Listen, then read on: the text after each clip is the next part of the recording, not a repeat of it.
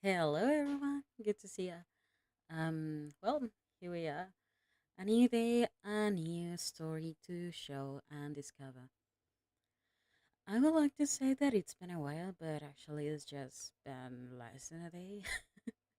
But I'm glad to be back here with you for some time. Um, Having the fact that I have a little bit of free time, I want to use it the best again. I don't know if you guys have an idea of what this game is for, if you have watched the last stream about it or something. So, just in case, a little quick explanation of what we're playing or what we're going to do. And of course, at any point, if you have any questions on the game or anything, just there is a chat for you, and I will remain checking on it all the time. So, our game for today is called Our Life. It's about code.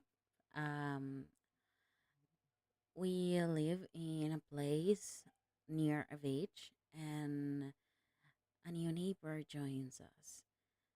This game is like an atomic game that is separated by different parts, like childhood, adolescence, adulthood. Um, it's we just are in the first part of the childhood completed a bit of it, and it was quite interesting, I have to say. And I'm really excited to see how this going. And well, with further ado, shall we get into it?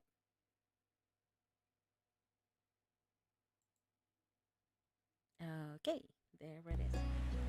Um, if you have any trouble hearing my voice or volume or anything, just drop a comment in the chat and I will see what we can do. Okay, guys?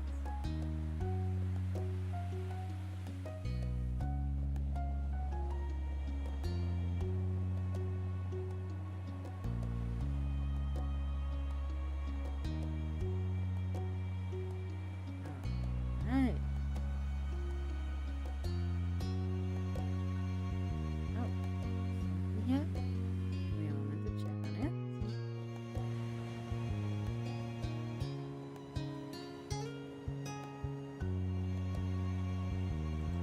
Okay.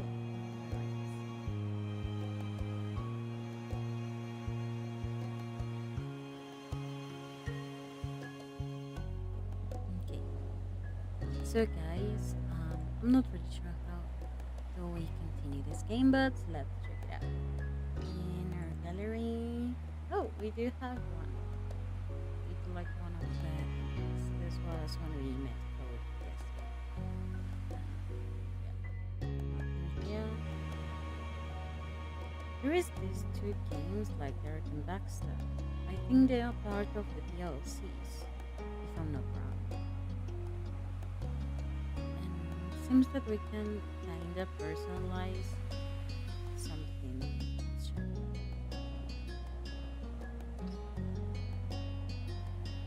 Nice. Hey, so we can personalize code to some extent.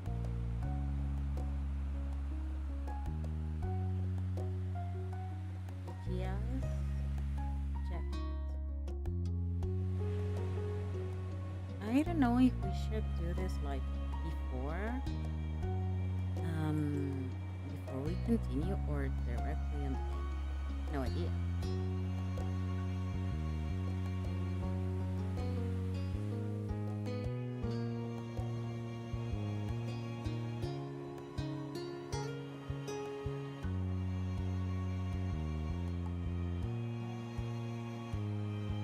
What do you guys think?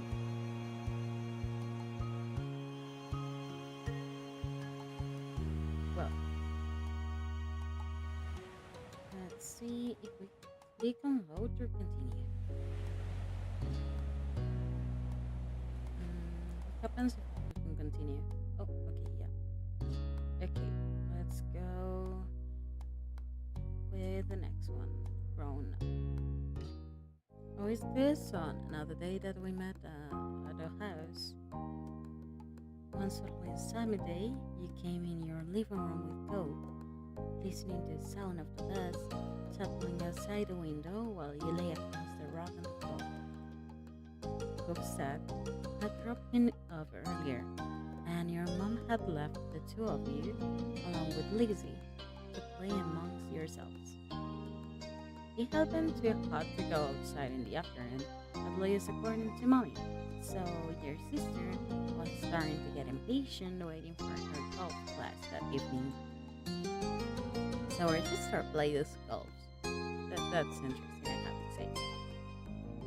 The three of you had trouble finding something fun to do. The beach and the playground were off limits, and you felt that it was too warm for anything like playing with your fuzzy toy animals. Then suddenly a light came to Lizzie's big brown eyes, and her smile spread wide across her face. Having an idea gave her a new wave of energy. Since we're stuck inside, we should be adults. They don't play outdoors anyways. They're always inside and telling everybody they're too busy to play. Why? Duh. I said why, and it'll be fun. Duh. What do they do inside that we don't, besides use a phone a lot? Excluding a small hub, Lizzie decides to ignore Cove. What do you think? What do you want? Asked me. Oh, so what do you want? Bob said that doesn't sound fun. I bet it will come up with something else. I don't know. I want to. I will go with golf. Come on. Neither of you have one single idea all day. You could tell that Lizzie wasn't about to give in anytime soon. Fine. With her victory against Cove under her belt, Lizzie turned to you, triumphant. I'm sorry, but that sounds boring. Okay, I'll say. Sorry, I have other stuff to do. You keep hesitating. I will go with, yep, that sounds boring. It's not gonna be, I guarantee it. Lizzie seemed more determined than ever, and you could only saw it. Satisfied that neither of you were about to bail on her, Lizzie thought over her options while you watched. After a few seconds, she clapped her hands together and beamed. Apparently, having settled on something without asking neither of you. Okay. I'm gonna be a professional golfer, Isaac, and you both can be a beach volleyball player, a gymnast, or a tennis player. Why can we pick anything we want? Bob said. Because I have an idea. That's why. And we have to play sports as adults. Yep. But there's other kind of sports too. Right? This isn't the same. What do you think, Isaac? Don't those choices sound super cool? You wanna be that, right? I kind of like those. It really doesn't. It sounds like a blast. Isn't there anything else we can be? You know, maybe not. What do you guys think?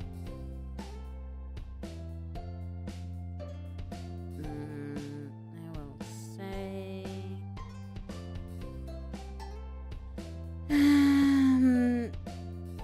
I'm just gonna agree.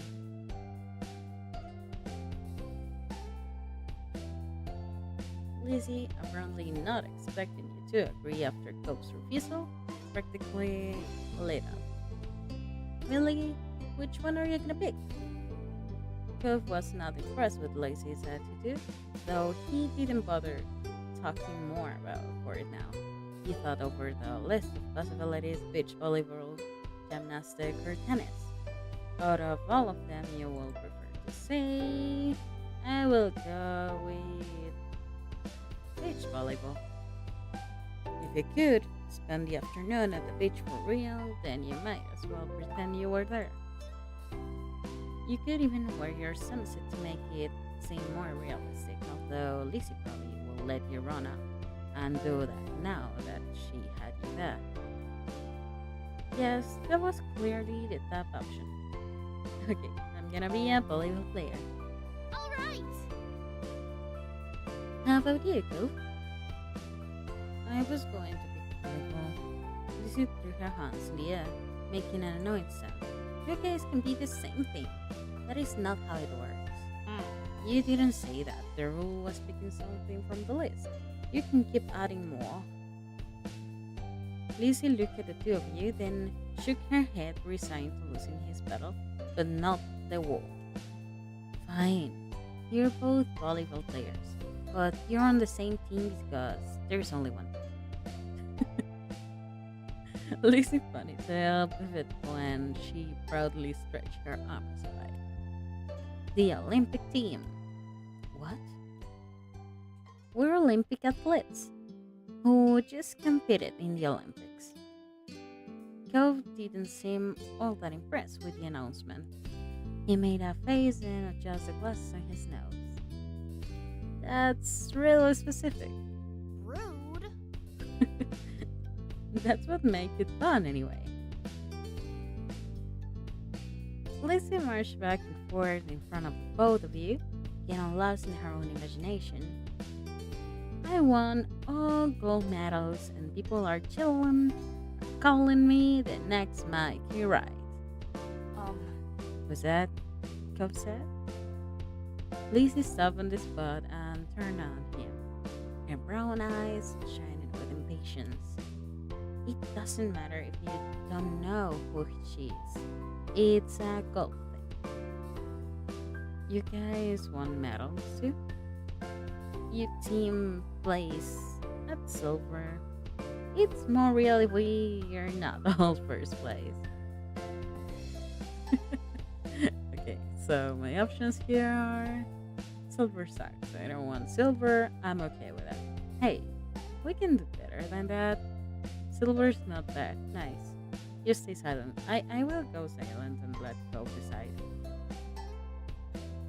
You stay silent and look at your hands next to your cup. Land to sleazy with a frown. Sorry. Lots of people lose at the Olympics. Damn the breaks. Hmm. Then you're the one who did, not me. Lisa looked taken aback by Cope's declaration as that she thought of her losing was completely absurd. No way. It wouldn't make sense. I'm already practicing my golf game. She took a golf stance to make her point, pretending to swing her club and hit an invisible ball. So, what kind of house do you want to live in? Cope hadn't changed his mind about winning, but thinking about where he lives as an adult appealed to him apparently, because he looked back at Lizzie with some of the anger fading.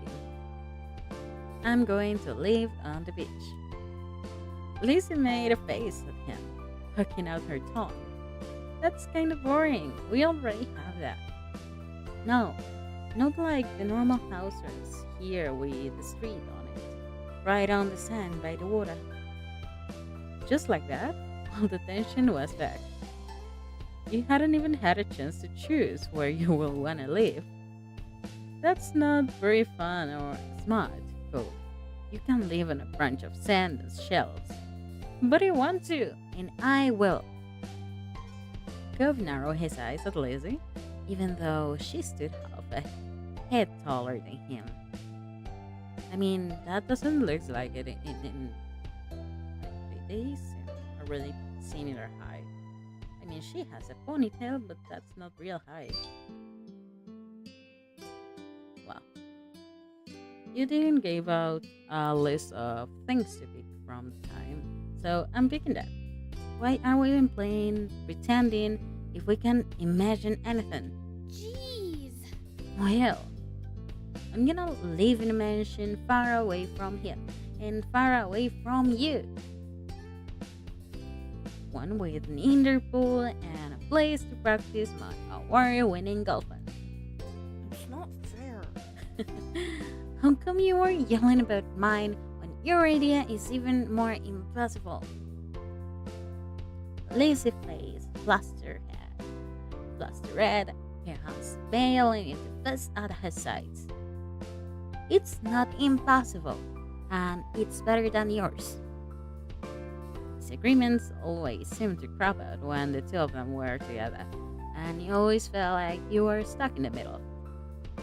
But when it came to the topic at hand this time, you thought, I mentioned being on the beach was cooler, you wanted to agree with Lizzie. Cope was right, or you were tired of deciding between either of them. I will just go with Cope's idea.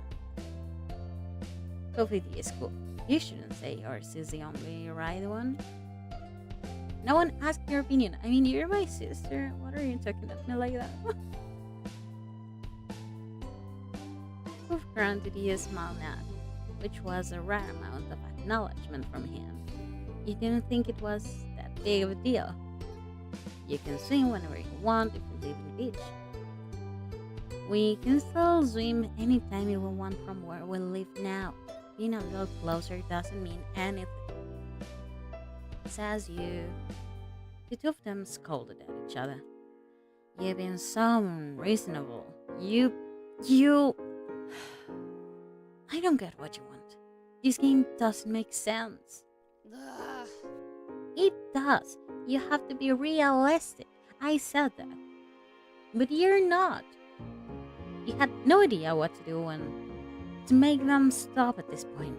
It seems like two of them will just keep working each other up as long as they could. Nothing you say so far had kept them from being mad. Thankfully, like a greeting card angel, Mom walked into the room. Hi, Mom. Lizzie rushed the car, hanging into her mom's of her shirt and poking out her tongue at go. Lazy, Isaac, it's time to get ready to go. You alright with So we have to leave already, Cove. Your mommy said she walk you home so you won't be left in the cold. Cove was still crying at Lazy, his face flushed red with anger. I can't go by myself.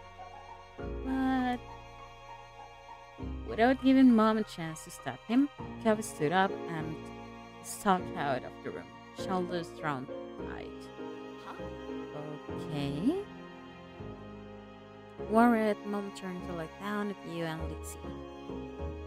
You two were playing nice with our new friend, weren't you? You told the truth, or I will go with the truth. Is Lizzie full for being unreasonable? You were playing, pretending, and things going tense. They were like cats and dogs. Your sister jaw dropped, looking betrayed as Mom put both hands on her hips. Elizabeth! Also, that's her full name. That's so cute. I love it, Elizabeth. I told you to be kind to him. He's having a hard time right now. Lizzie's mouth closed back up, replaced by a tiny frown. I know. I tried, but he was no buff. We both know you can show someone a great time when you put your mind to it.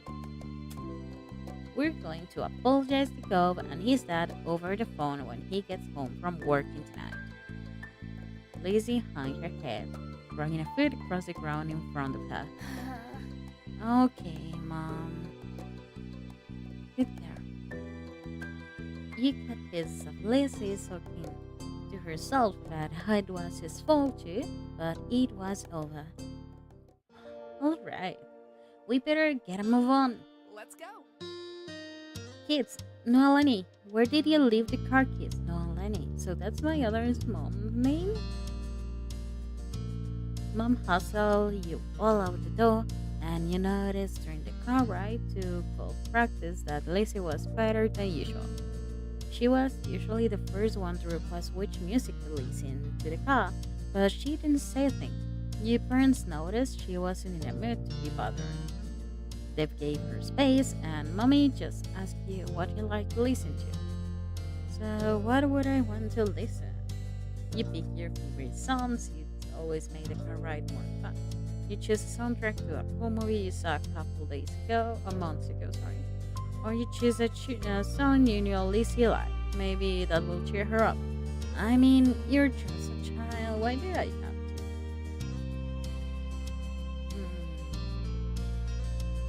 But let's be a good sister, shall we?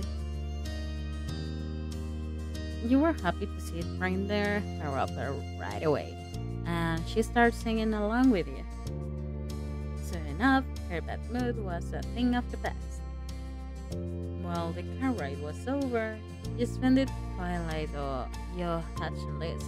He thinks with other guests her age.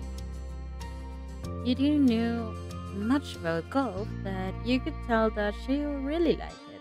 So you sat with your moms and tried to puzzle it out.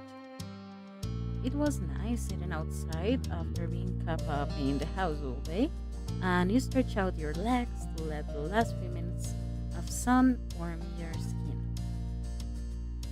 When the sun was finally out of sight, deep in behind the horizon, you all got ready to leave. Instead of going straight home, your mom took the family out to dinner. You went to a restaurant you had been going to ever since you could remember. The whole afternoon had been a bunch of shouting. You hadn't been able to stop, but you could kind of tell that all this helped Lizzie be less angry. The car ride home was quiet, without only the radio providing escape from silence. Lizzie had been better spirits now, but the closer you got to your neighborhood, the more she wiggled in her seat and frowned out the window. She knew that was coming when you all got back home. Clearly, she was right on it. Soon enough, Mom was turning to your street, then reversing into the driveway. Once she got the ignition, it was dead silent. No one spoke, only unbuckled their seatbelts and opened their doors. Lacey was the last one out. Once everyone was inside and taking off their shoes, she propped her hands on her hips. So, Now then, Mr. Holden's car is in his driveway, so he should be back from work. That's good news, isn't it, Elizabeth? You and Cove can hash things out before the day's done. Lizzie didn't complain or put up fight. Her head buckled, so she didn't have to meet anyone's eyes. She nodded once. Good. Let's move to the kitchen. I mean, that looks almost the same. Mom went over to the house phone, the rest of you following behind her. Mommy put a gentle hands on Lizzie's shoulder as they walked side by side. You watched them from back. This was only happening because you told Lizzie. You didn't regret it. You felt a little guilty, like you had betrayed your sister. You hadn't liked doing it, but had to, but it was her fault for doing it in the first place. I mean, yeah, it's true. It's her fault. But I will go with this. Being a sorry, I don't know what that word is. Tattletale? I have no idea what that is. If anyone knows, please let me know. Well, being that didn't feel good, and you wouldn't want someone else to tell your moms everything you did. Still, your mom had asked directly, and you wanted to be layer even less. The four of you stood around the kitchen in a loop-side square, always wearing Lizzie, who kept her gaze on her feet. You remember the number of cow's eyes, didn't you, honey? Lizzie jerked her head in another knob, sullen. Without further prompting, she stepped forward and she began to dial. Also, we have a house phone. Mom reached over and pressed a button on the base. Suddenly, you could hear the phone ringing, and she turned to the speaker. The phone rang a couple times, then stopped. Mr. Holden's warm voice came through the other hand. I'm interested in that.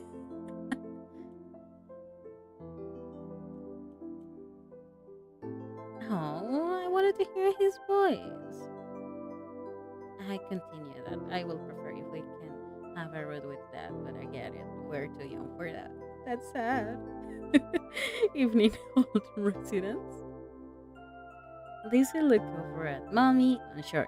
She nodded encouragingly. Uh, uh, Mr. Holden, it's, Lizzie, can I talk to Cove? Absolutely. Lizzie, Kadenokoji, what a surprise! But of course, you can say hi to the boy. He sounded cheery as usual, though definitely meant it when he said it was a surprise. You thought hard, and you were sure that your sister had never called Cove's house before. Mom spoke before Mr. Holden or Lacey could say anything more. Her arms were crossed over her chest, her lips pursed. Hi, Cliff. Noelani, Isaac, and I are here too. Good evening. We're sorry to bother you so late. You spoke up to say hello to, or you said, no, I lied it. I'm definitely gonna say hi. Can I be daddy too? Can I call you daddy too? I'm Mr. Hall. Yeah, of course. We can be polite, shall we? Yeah, of course. Not any other reason in mind. Of course not. To Camel here, huh? Is something the matter? His voice grew a little concerned. Mommy was quick to reassure him. Mm. No, well, yes, but it's going to be okay. Lizzie and Cove got into a bit of a fight today. We were hoping that the two of them could talk and make up. Is this a good time for you and Cove? What? A fight?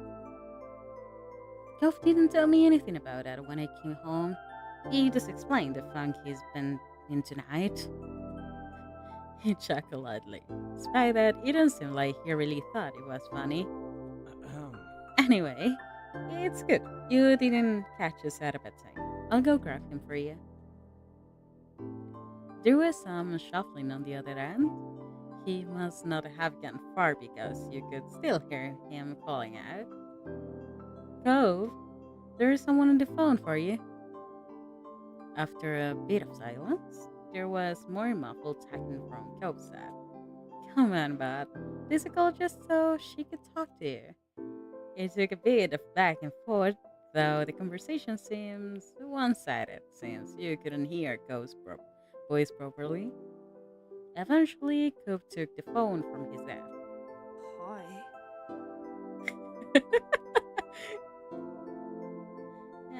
Hey, it's Lizzie. Yeah, I know. That's all me. Cove was defensive. Lizzie turned to Mom, scowling, one stern look from her, and Lizzie turned away. Sorry. I just called to say I'm sorry for not playing nice with you today. I won't do it again. Lizzie's eyes were downcast, her voice low. You could tell she felt uncomfortable apologizing to go in front of everyone. She was still being genuine about feeling bad. Kuf must had realized that too because he sighed quietly. Mm. I want gold. He's still sulking for the medal. Lizzie was momentarily stunned silent by the demand. You couldn't understand why that mattered so much to him. Yeah, absolutely. I have no idea. All right, you win the gold. Okay, I guess I'm sorry too. A sense of relief washed over everyone as his acceptance of the apology. Mom crossed her arms while Mommy's shoulders relaxed.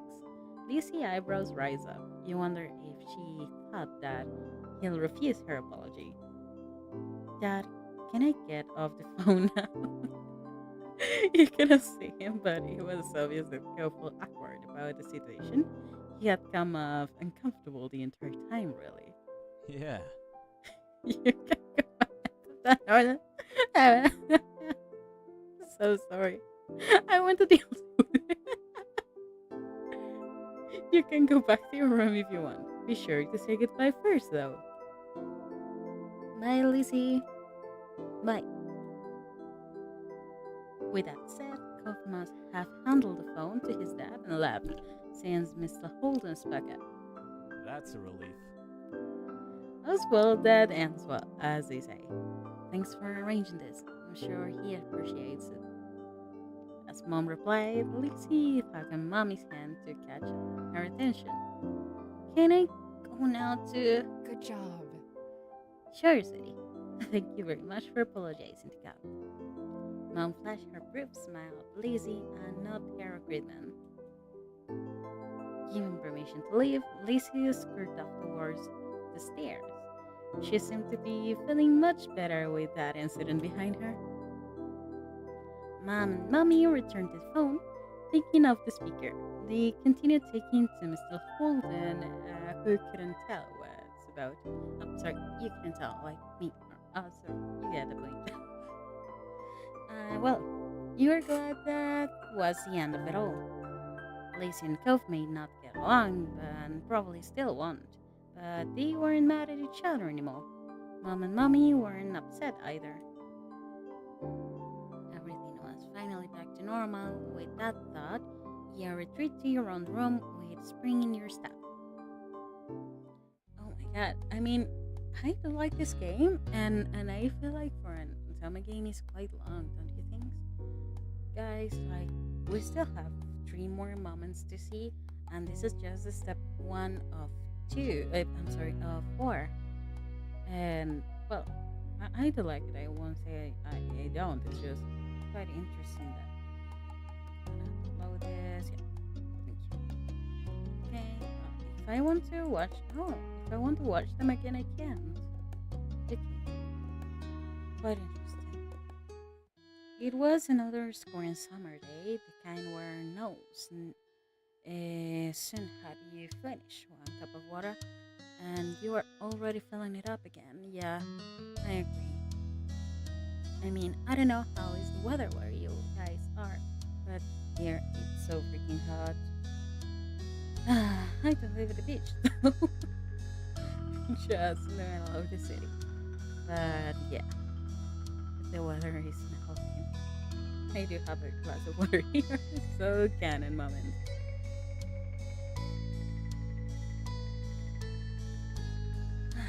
Yeah, fresh water is best. Okay, let's continue. Everyone else had something on, so that afternoon it was just you and Salo. Who was Salo? I forgot. Oh yeah, the other child. This is friend. This didn't happen much, especially since Cove had arrived. Without Lizzie around, Salo looked up to you for all the answer. It made you feel. We will go with please. You may not be double digits, lad, your sister, but he was only 7. I mean, that's just one year younger, but okay. Being the oldest and getting to be the leader was nice change for pace. You drained yet another drink and thrown at the empty vessel.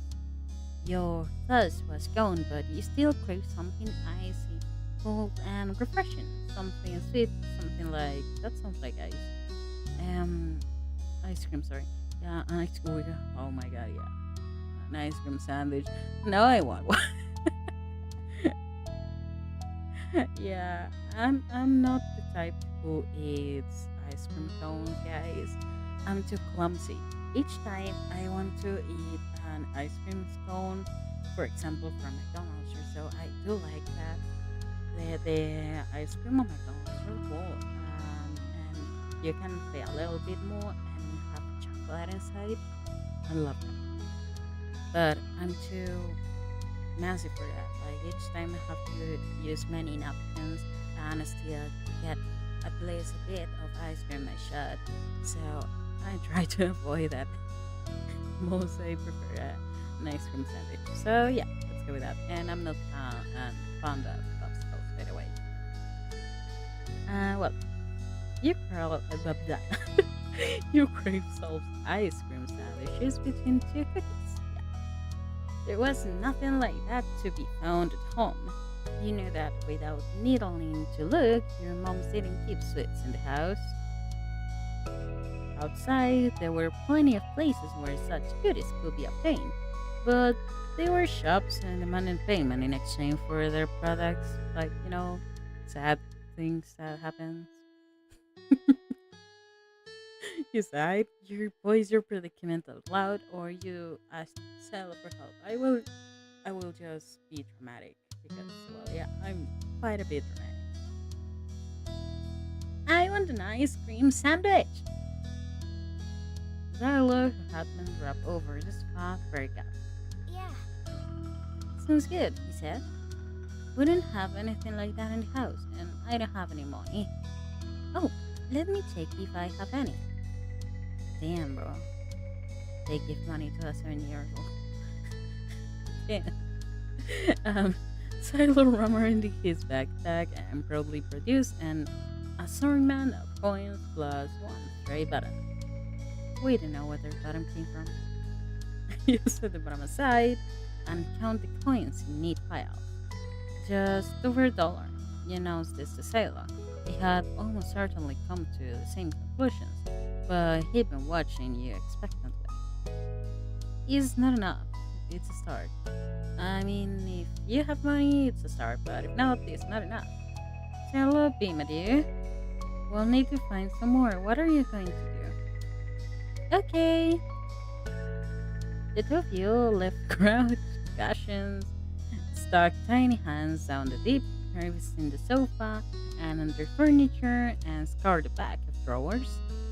Most of what you found was useless or gross. Then paper clips, fluff wisp of dust or sandy crumbs. But every so often, one of you will strike silver or bronze and add it to a grand pile of coins. Bro, don't you clean the house? Don't you clean your house? Oh my god. And lastly, and this shot from checking every room and squinting to every tiny nook, the two of you finish polishing your finds. Sailor held his breath as you count the coins once again. $2, 53 cents, and two buttons. Okay, now they reproduce. You didn't know when the second button had decided to join the party, but you were too pleased with your successful haul to throw it out. Is that enough? Sulu said. You figured he knew the answer, but you appreciated him recognizing your authority on financial and ice cream matters. You straightened that up before making up your pronouncement. Yeah, we got enough. Bro, what ice cream cost that? I wonder. Or maybe not. I don't know. Will that be helpful?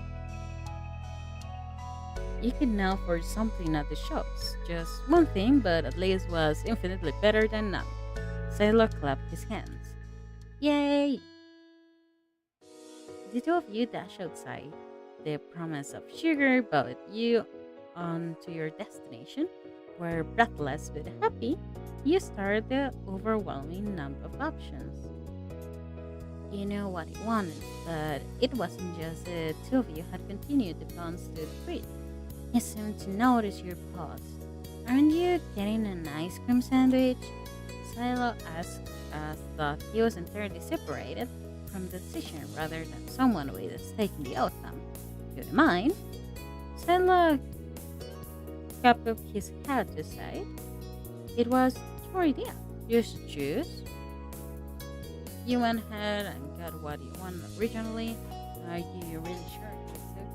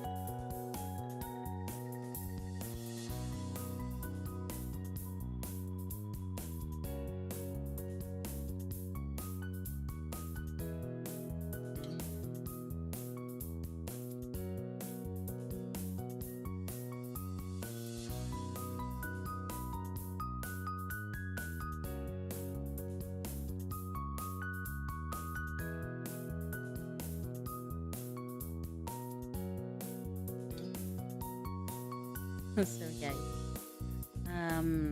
what were we? I forgot. Oh yeah, script. Are you sure it's okay, or you try to get something you both wanted anyway? Yeah, I mean, it's both of us. Why should I just choose something for myself? It wasn't fair for you to be the only one to decide when he's a main factor in making this happen. Some of the money came directly from his backpack. And do you like all of them? You're so good. You press further. But what do you really like? Popsicles or ice cream? Which is your favorite? Oh, so hard to pick. I don't know. Frustrated, you kept the heart of the matter. You want me to choose? Yeah. And that was that. You got the story you wanted originally, and hope Silo will actually like it too. Finally, the reward for all your hard work was in your hands. You beat the ice cream sandwich, the chewy chocolate biscuit complemented the creamy vanilla ice cream inside. You held it out to Silo so he could take a turn. He shook his head. You can finish it. Bro, Silo. Darling, you're too cute, but it's please. I will feel guilty if you don't. He didn't want any? After everything he did to help get it? That was weird. But you accept the offer, you try to include Silo, you hesitate, I will try to include him. Even if Silo said it was okay, every story you've seen on TV or read in a book said that sharing was caring. You stood your ground even as the treat started to tickle dangers towards your fingers. If it's only fair that you have some, we both brought it. But you wanted more than I do, and getting to play was a lot more fun already. So you can have it. That's more fair. You held it out to him. I want you to have some, even more than I want to finish it. So eat your part. Grumbling, Silo took the treat and gave it a taste. His eyes light up. Thank you. It's really good. You smile. Pleased with your good deed. You picked the best one. Did he mean that? Silo was always nice, no matter what happened. Even if he hated it, you knew he wouldn't say so. Maybe he thought it was gross and that the real reason why he didn't want to take some. You had no idea. You stood him as he ate a little more. He had every appearance of enjoying himself. Still weird. The two of you began to head back how much he ate. You walked side by side on the horse in the showing silence, but your thoughts kept drifting to the boy beside you. Why didn't he speak up for himself? It was almost as if Silo didn't know how to say what he felt, or was too afraid to. You figured that was his problem and didn't care. Are you scared of me? You thought that was kind of sad. Are we friends? Or was I like, are you scared of me? Silo opened his eyes wide, seemingly caught apart by the blunt question. No way! But you don't tell me things like you don't want to do or what treat we should get. That's not because I'm scared. It's because you have better ideas than I do. Unfortunately, this was yet another thing you couldn't entirely believe. Salomon, you hoped it was true and that he really did felt okay around you though. Silo made you unsure about settling a label on the experience of spending the afternoon with him. There had been good times and there had been confusing ones. You were positive on one thing at least. The treat was delicious and that was nice. The sun was low on the horizon as you returned to your neighborhood. There you spot two very familiar figures up ahead, Lizzie and Cole. Now they are going together. Are they leaving us behind? You open your mouth to make your presence known to them just as you saw the tear on Cove's face. What? Is he jealous or something?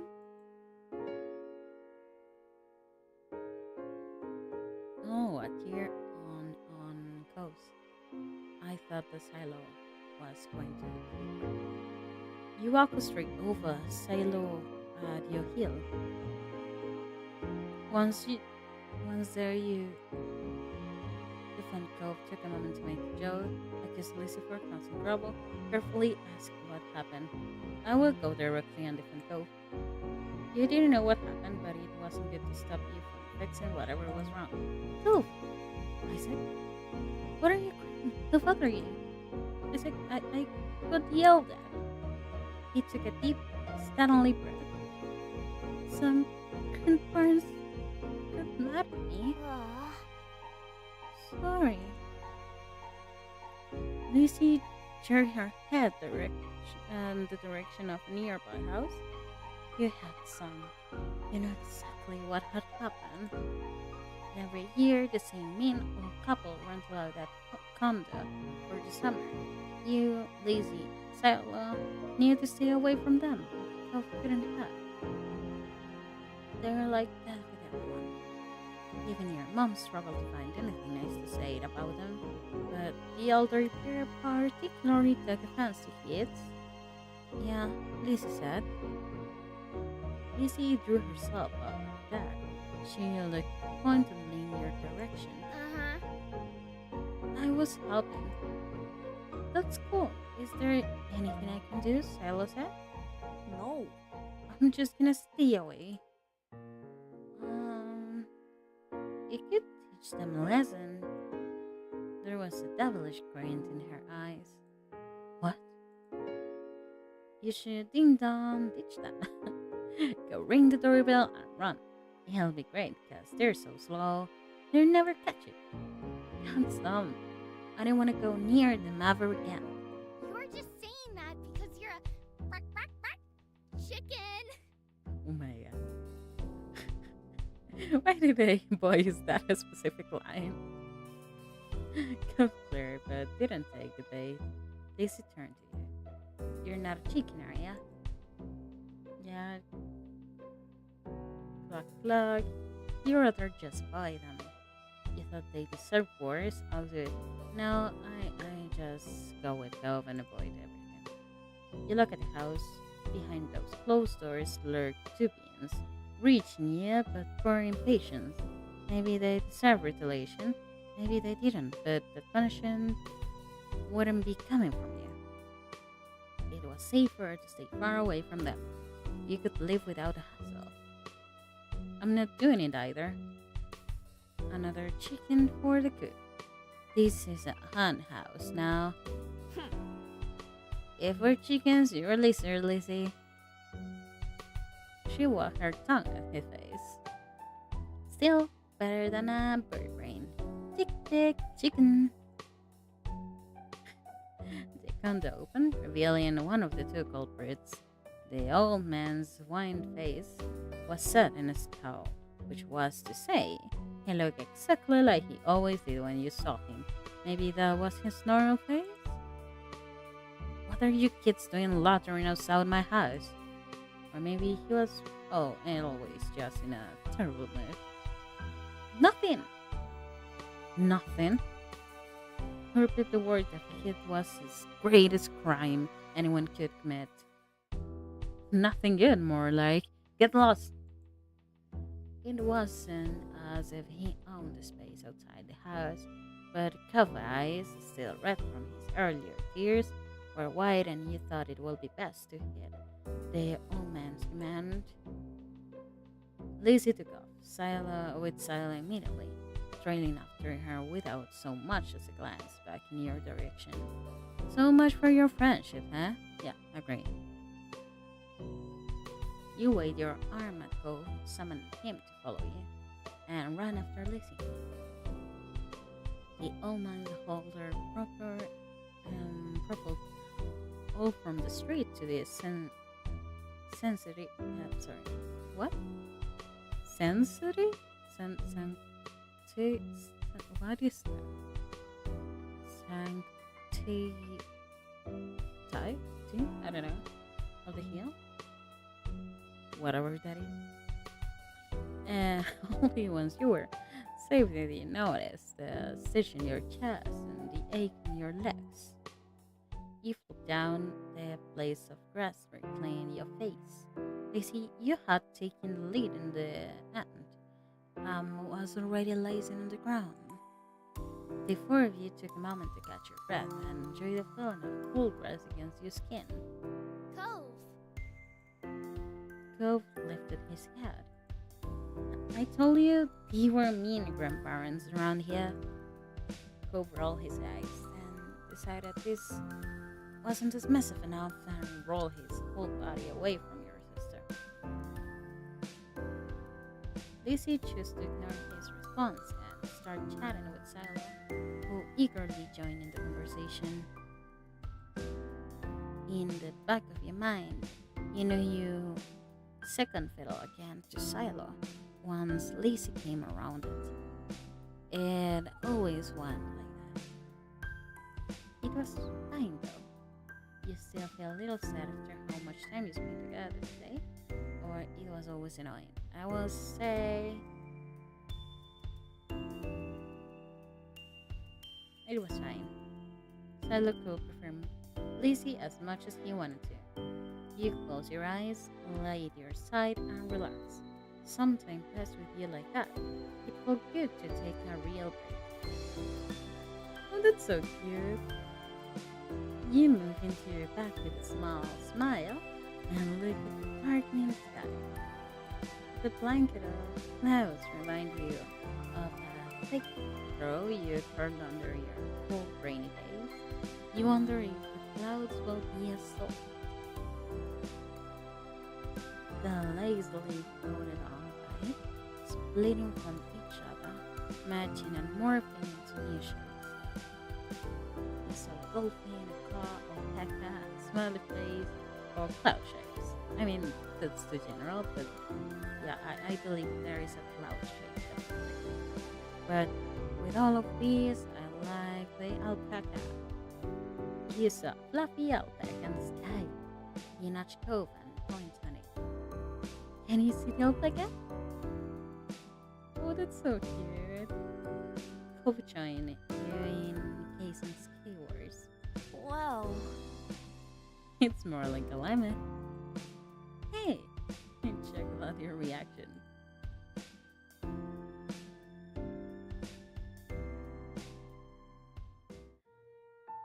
All the sunlight faded from the sky and the moon rose higher. Lizzie got to her feet, dusting strands of grass from her bare legs, and surveyed her surroundings. The ocean, visible from the crest of the hill, echoed with every swell of the tide. Let's go to the beach! There was no argument from the other two. Silo was still Silo, and Cove could never say no to going to the shore. He was a child of the sea. You wanted to go there too, or a little tired to argue. We're happy to do what others wanted or object the plan. I will just was too tired to argue too much in the day. It had been a long, hot day. You weren't bothered about going there, but you would rather do that than make a scene. You step into sand for the second time of the day, but it felt different at night. The beach was nearly quiet at this hour. Abandoned sandcastles and footsteps in the sand, too big to belong to any of you, were the only indication of how busy it was when only hours here, dear. The four of you pick shoes off and remove socks and walk along the water edge. The waves tickle your feet. I wonder what will happen if you try to take a bath in the ocean with shampoo and everything. That will be bad for the fish. Jeez. I didn't say anyone would do it. You don't have to be serious about anything. Sorry, everything. You're the one who asks what will happen. That is what will happen. It hurt the fishes. I like bubble baths at home. They are a lot of fun. Me too. Bubble baths are luxurious. You never heard Lizzie use that word before. Mommy loves to have bubbles in her bath. She turned the lights off and have candles. I'm gonna do that next time. Hey, when's your mom coming to pick you up anyway? Not for a while. She's busy. What about your dad? How come you never text him? Nobody does. Don't you know you're not supposed to ask something like that? Why will somebody want to talk about something they never talk about? You keep your eyes on the ground, watching your toes get swallowed by waves. Even if Silo never seemed to upset when this topic came up, it made you feel awkward just for having both of your mouths. It's okay. I'm like Legacy and Isaac. I don't have a dad. even have 2 months. I just have her. She's really quick. Oh, sorry. I only have one now. Two, my mommy isn't here.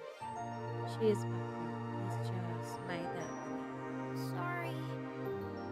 I never had a dad or anything, so I don't feel bad. It's really sad your mom is gone. Cough now.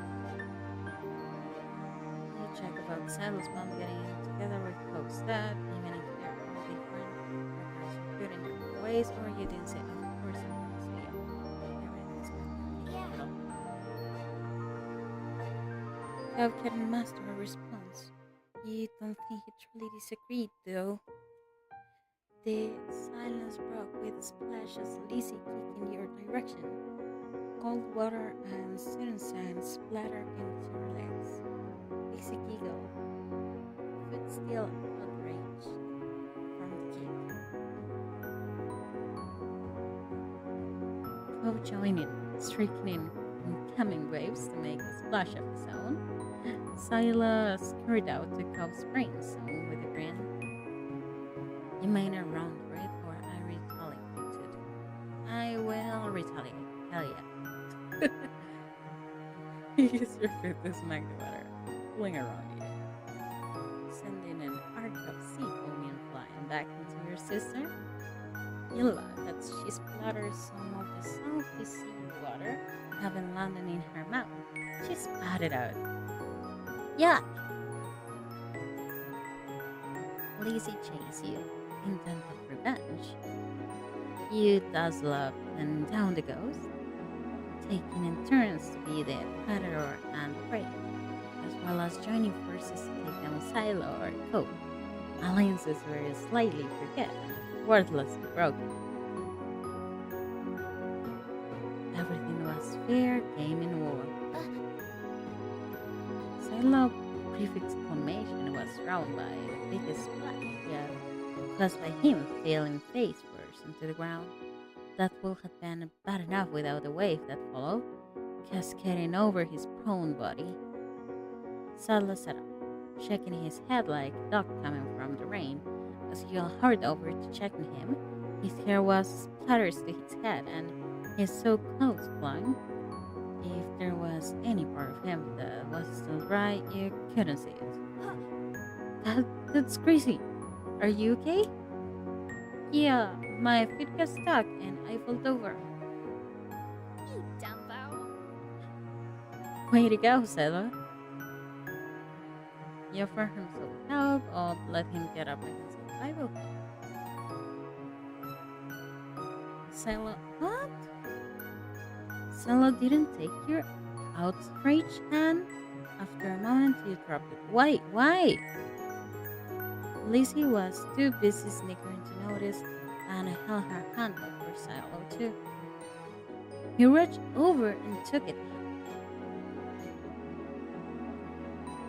I feel betrayed.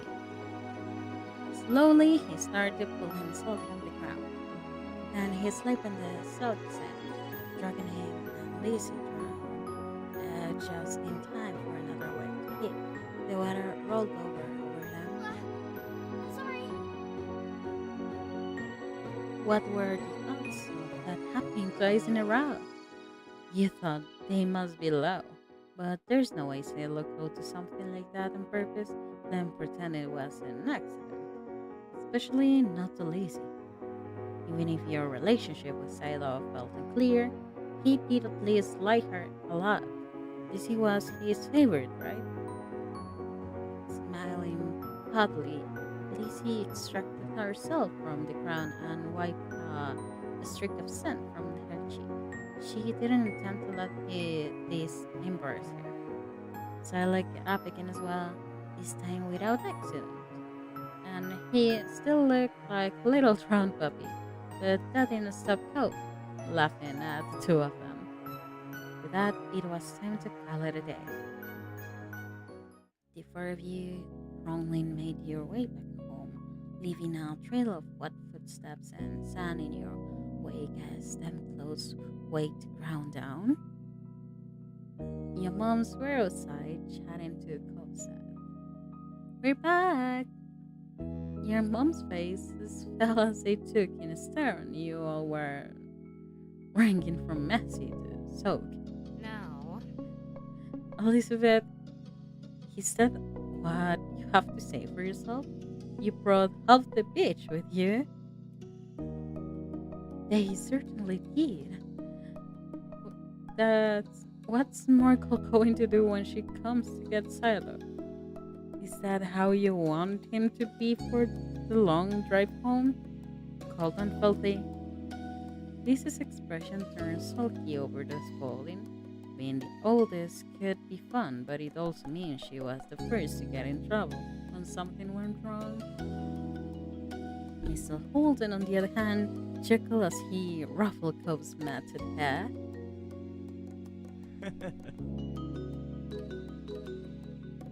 Sorry. Still, I do agree. I do still believe that I would love to have DLC for that. Okay, you even know to make memories, Big Cup. I'm glad you have a good time with your friends. Cove used his slightly moist cast arm to push his dad off. Mr. Holden eyes widened when he noticed that he had gotten wet. No, he was worried too. I think they could have found a less risky way to spend time and had just as much fun.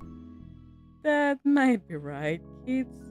What can you do? Come on, go. Let's get you cleaned up and dried off. We wouldn't want the cast to have to be reset. Cove winced at the thought. Okay. Chat boy. Mr. Holden casually bent down and plucked Cove off the ground, ultimately holding Cove against his chest. Sun was already transferring from Cove into him, but that didn't seem to bother Mr. Holden. I loved his dad. I mean, that's so freaking cute. Oh my god. Cove protested being carried, but only got a reassuring pat in the back from his travel. So cute. So freaking cute. Take care. Good night, Cove. Thank you for the tech clip. Night, Kadenokoji family, and Silo too. Fine. Well, we better do what we can do to pick you guys up too. Come on, everybody inside. I want you to march straight to the downstairs bathroom. Ugh. Yes, Mom. Okay, Lisa's mom. Why Lisa's mom? I'm there. I'm there too, you know. Don't worry about stopping to wet your feet in the mat this time. That won't do much good tonight. Sitting on an old beach towel your mommy had found, you waited to help until you were less sandy. You weren't allowed to go into your room or walk around the house. But you did get to eat a sandwich for near there. It felt like an indoor picnic. It had been decided that Salo will wash first and borrow some of your clothes. He was already finished and packed away in his mom's car. Miss Field had come to collect him a little while ago. It was a bit of a fun experience seeing him without that hat for once.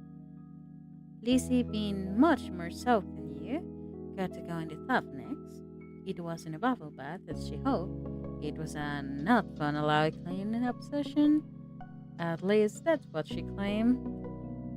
No much longer and it will be your turn.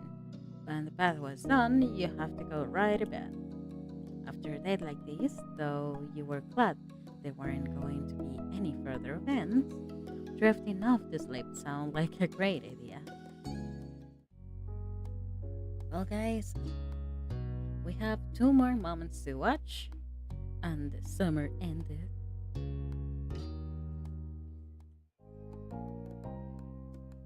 Alright. Cove wasn't able to do many things that summer when you, him, and Silas set out the shoreline to bright morning. You could tell he wanted to be in the water, but there was no way he will be swimming anytime soon. Not with his cast. I mean, yeah, not a good idea, darling. The waves washed in a single shell to shore, glittering and blue. Another reminder of the places he couldn't go. From what you hear about Tobb's old life so far, in tiny places and fragments, you could tell that he'd do anything to be able to get the cask off, like make a bag with a witch or something, just to get rid of his arm. He thought about how his summer last year must have been totally different from this, with his old home and his mom and dad, but now he was here, with you and Salo and Lacey and everybody else, and he couldn't even go to sea. This town wasn't bad. It had all your favorite things in it, but sitting there on the same beach you've grown up, you could understand that not everybody felt the same way about Sunset Bird as you did. You watched him from the gun now, your eye quietly, and he finally said aloud what you had been pondering. I wish you could go in. The water? Yeah. Oh, I'm sorry. You're going to be able to do it soon. Cove only sighed in response. Apparently, soon wasn't soon enough. It's so pretty, the ocean. And huge. There could be anything out there, like mermaids. yeah. I wish you didn't have a cast. I don't really care. Swimming might be fun if we could. I'm fine here on land. Mermaids aren't real. What shall we choose, guys?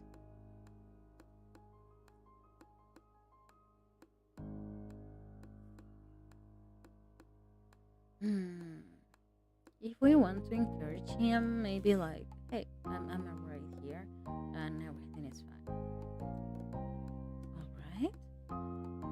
Obviously not interested in hearing much more about your input on the situation. Cove turned back to the water. Oh, come on.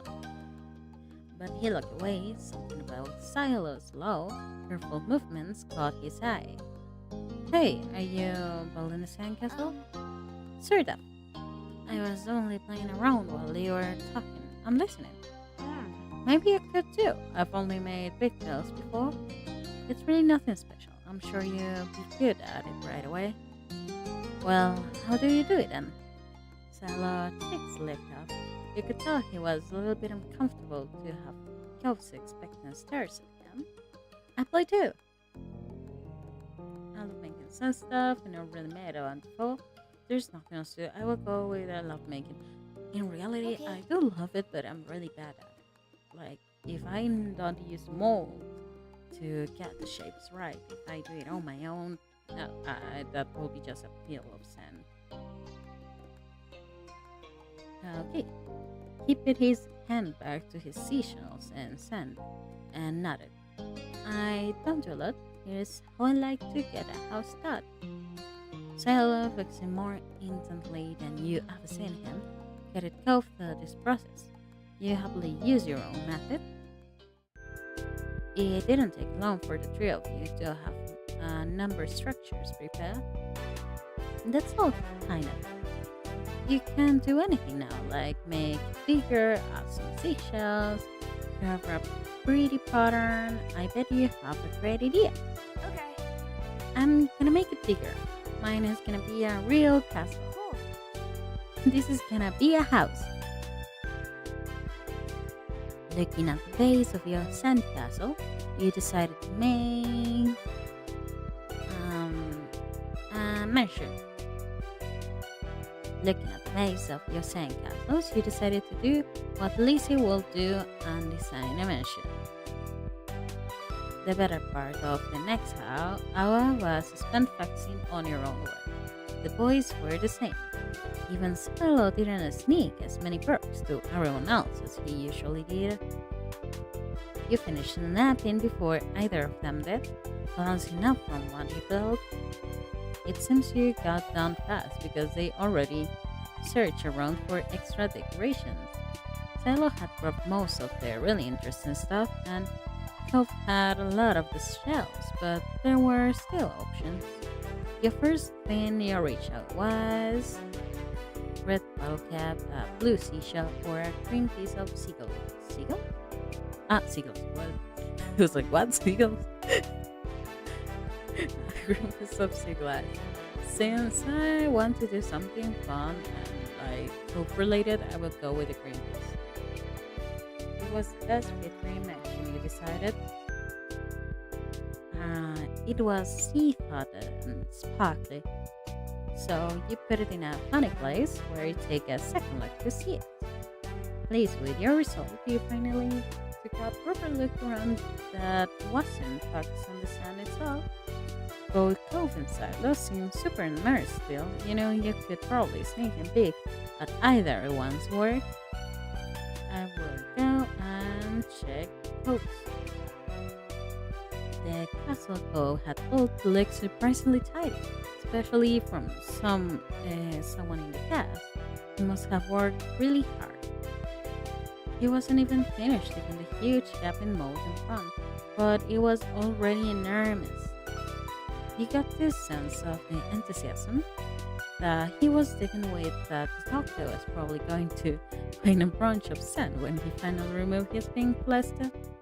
The silence was then broken.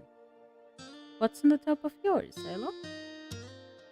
You peek closer and discover something shiny sticking out of Silo's sand chimney. Oh, it's just a cam rubber. It looks like smoke. Neat. It's good. That's smart. Yeah, I don't think of that. I guess I don't see it. You should be an architect.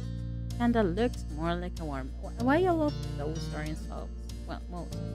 I will go with this. You be good at it, Stella. Stella smiled without a word. And that was that for the current pick. I said, can I see what you did? Sure. If you can survey your work, all you really knew about mansions was that they were supposed to be big and so you got really big. It was the sounds of a country club that lazy played golf at. Compared to Cove and Silo Buildings, probably even bigger. Silo quickly decided to jump in the new conversation. What did you do? This is my mansion. Cove scrolled for a moment. Apparently the anger was actually still there after his argument with Lizzie more than a week ago. It looks great. You agree? Your house is so big. It's not a big house. Mansion. I guess mansions are just big houses. Thanks. You just look at them. Sorry about that. What is going on? Oh, I'm sorry. We'll say that mansions are just really big houses. Hmm? Is being a house bad? No. No. But we each made our own place. Nobody is the same. I think we are. Go realize.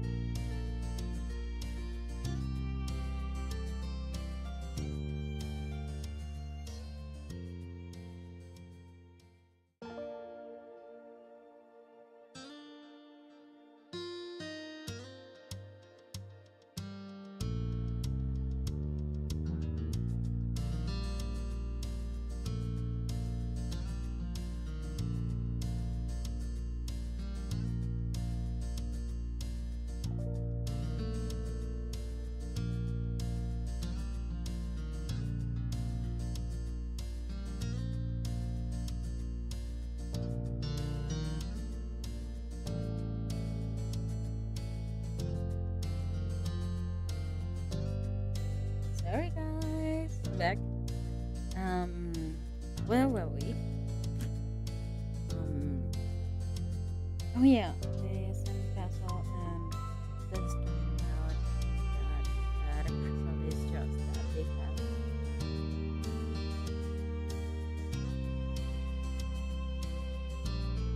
Well, 12 reasons I wrote that.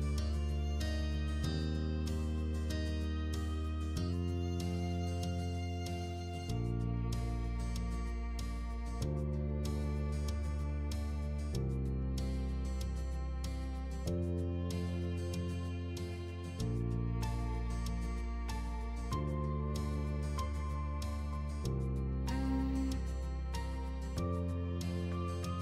Why?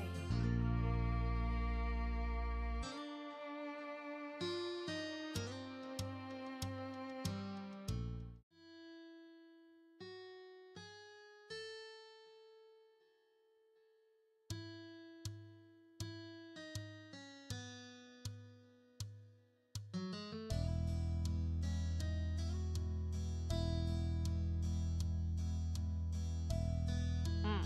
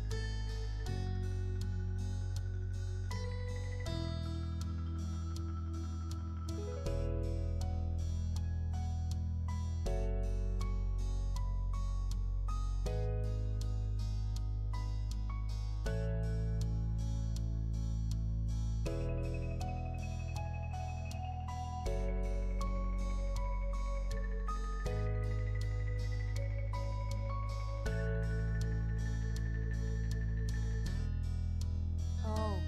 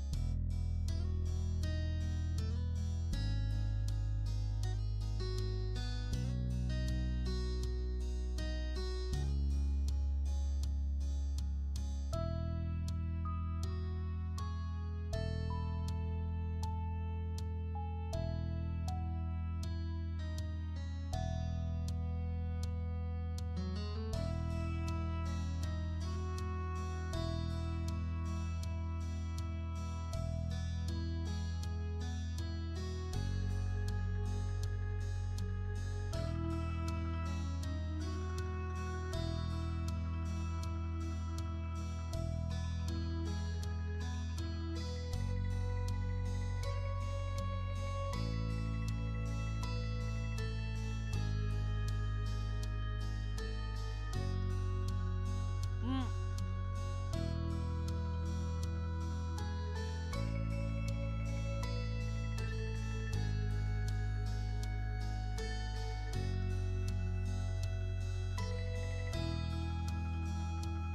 Oh my god, I just noticed that I've been mute for I don't know how much time. Oh my god. So sorry guys. I don't know how much time you've been like hearing this. Wait, no. Oh my god, I swear I've been reading everything. I just had myself mute by mistake. My apologies. I don't know. Oh my god. Sorry guys.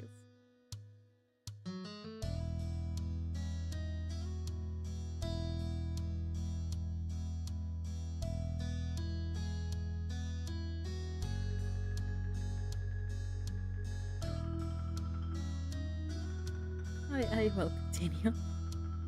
So sorry again.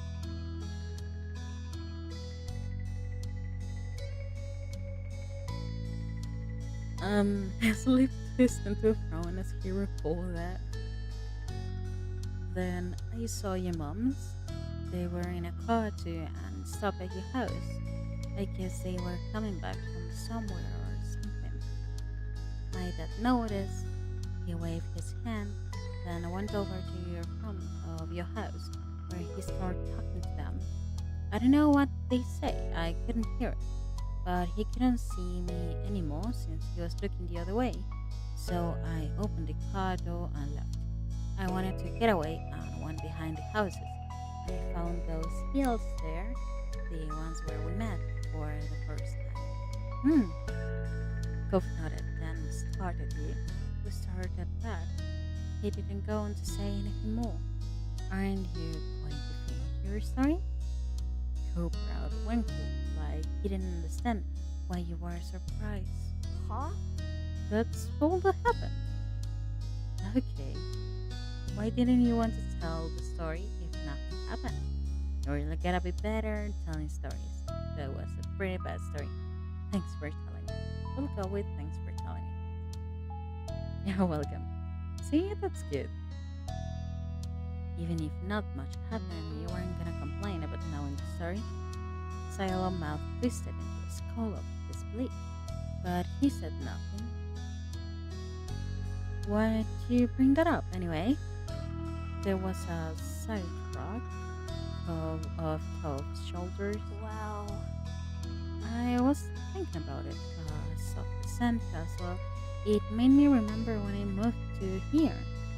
Dad showed me the beach first before we went back to the car to unpack.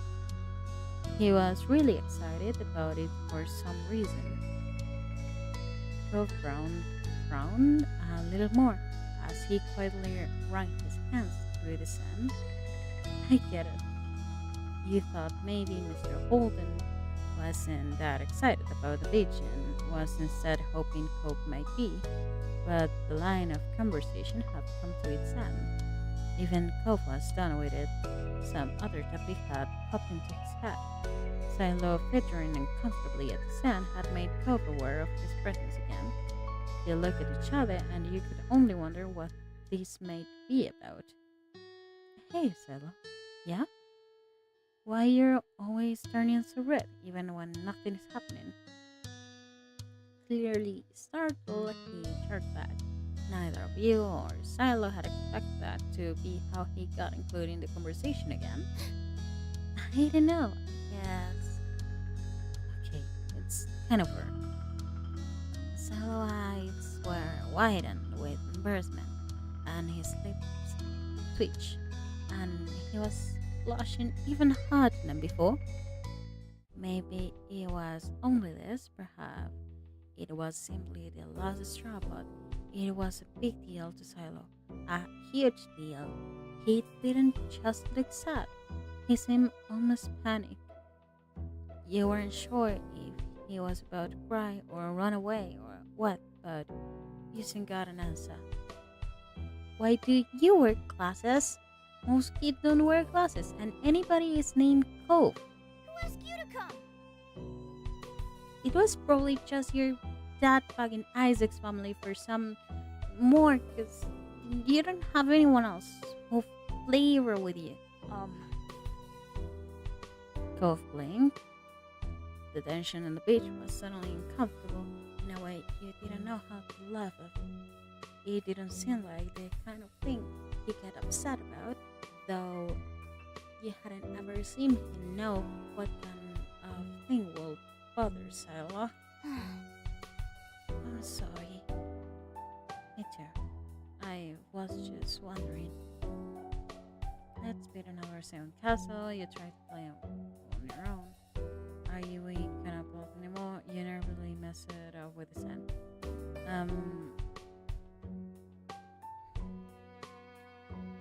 I don't know. All the options sounds bad.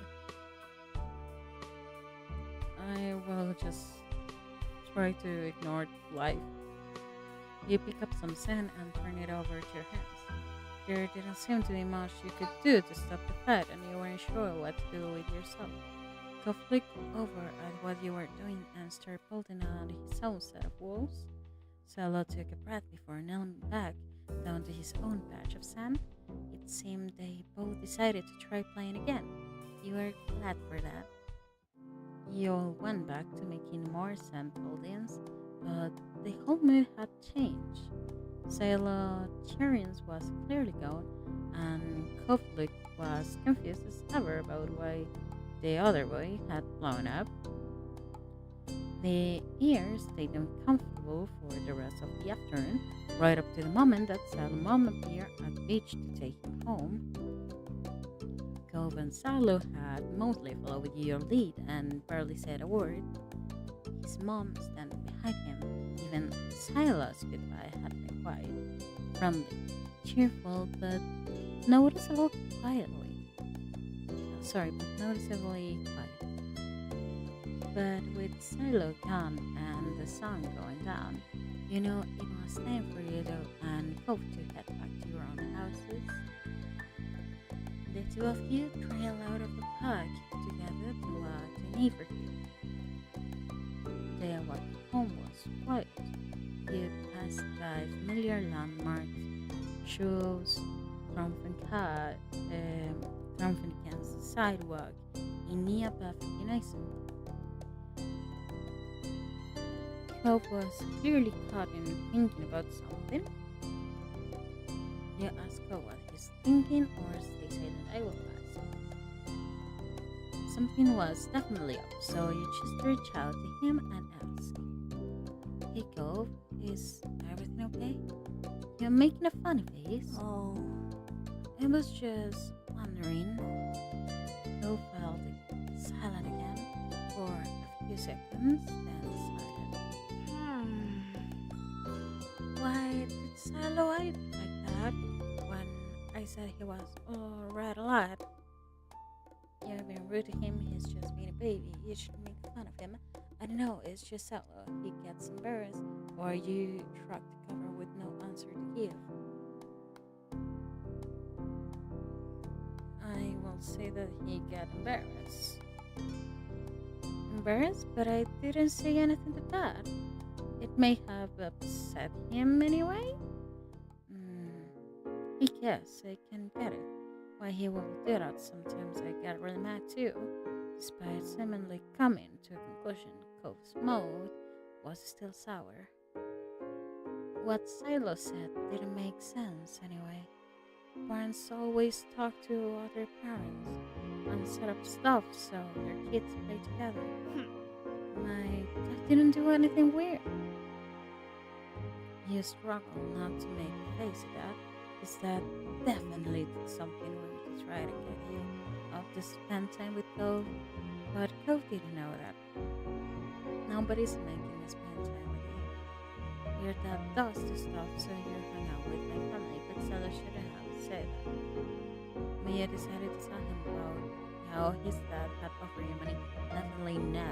We'll go with nobody's making me spend time with you. Cove's shoulders relaxed. He hadn't even noticed that he had tense up. Yeah, that's what I thought so, too. Anyway, I knew the whole time Salo shouldn't have been saying things like that.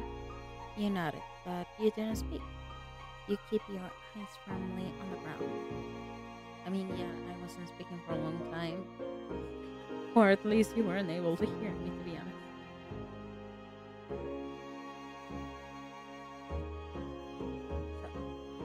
A little sip of water. By now, the two of you were on the sidewalk near your house. It was time to part ways. Bye, Cove. Your parents hadn't planned anything else for you, though you know that you see him eventually. Cove nodded, already turning away. Bye. You made your way to your house at a leisurely place going up the driveway to get the front door. Before you went outside, you looked back. Cove was halfway to his house, his hands shoved into his pocket. You still felt a little unsure with what you were supposed to do about the hills Cove's dad had over. You didn't want to say something bad or something you shouldn't. You may change your mind sometime. There was always tomorrow after all, but for now, it was definitely something you keep to yourself. With a final look, you went inside your house. Okay, We just have fireflies left. What do you guys think? Shall we continue after this or leave it for a moment?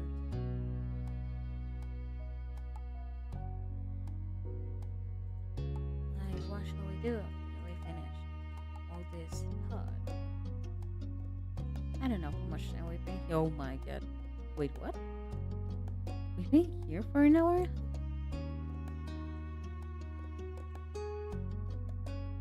What?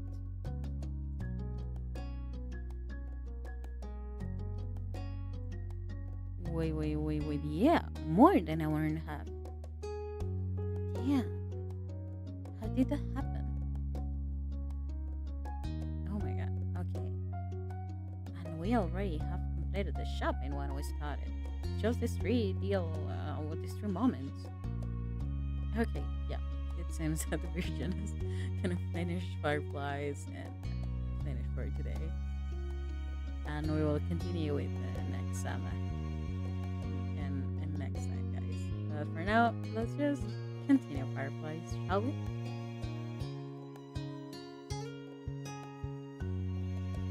All right.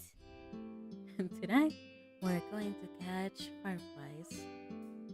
At this blunt declaration from your sister, you look up from your macaroni and cheese dinner. Fireflies were a familiar sight over summer, coming out on warm nights to dance through the sky. The night was particularly balmy. You knew they were bound to be a ton of them around. Mom. Oh, yeah, are you? Yeah, you start eating pasta, look over at your mom, so push your foot around your plate. I don't know what happened, being honest. So, you start eating pasta? Green curved your lips as you stand up to eat that bit pasta, excited for what was to come. Seems like you were too excited. However, as you start to choke and cough on your food from shoveling it down too quickly,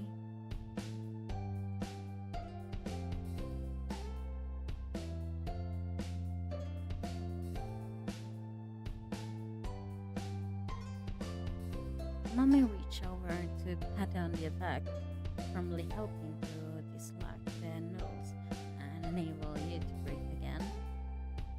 You took a big gulp of water from your glass, giving your mom's sheepish look.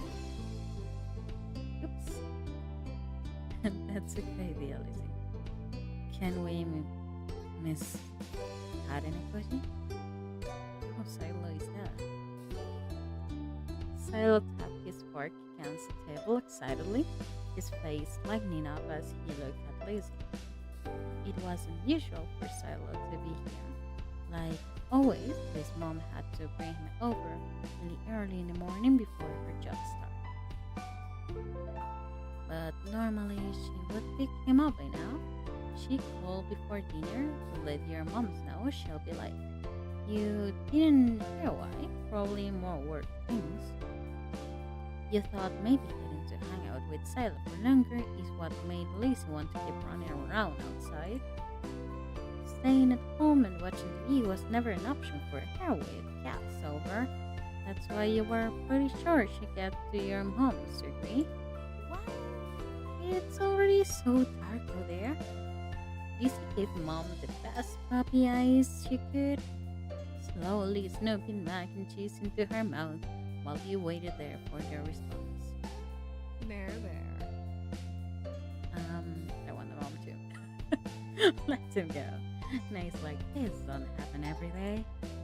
Your parents exchanged a look, then Mommy eventually sighed and nodded back. Yeah.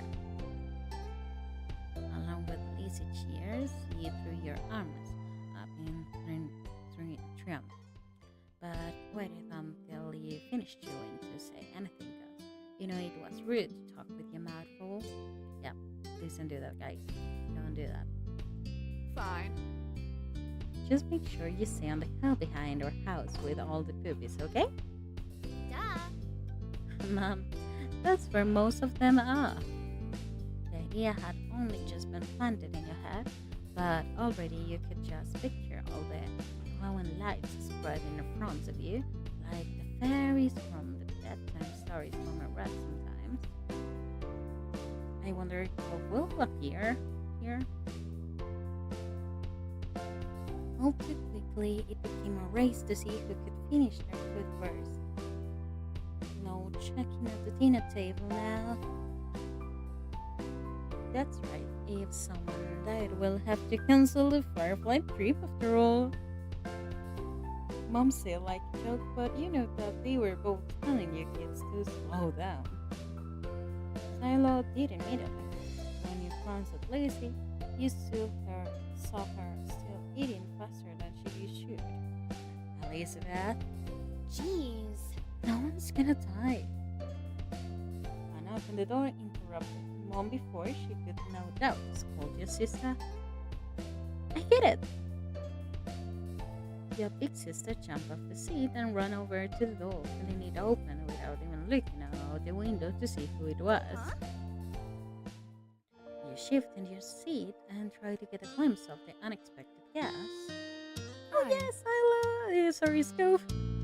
And I'm already confusing names. But yeah, Cove. Good evening, Cove. Your mommy had already walked to the door by the time you managed to see past Silo fluffy hat. Cove?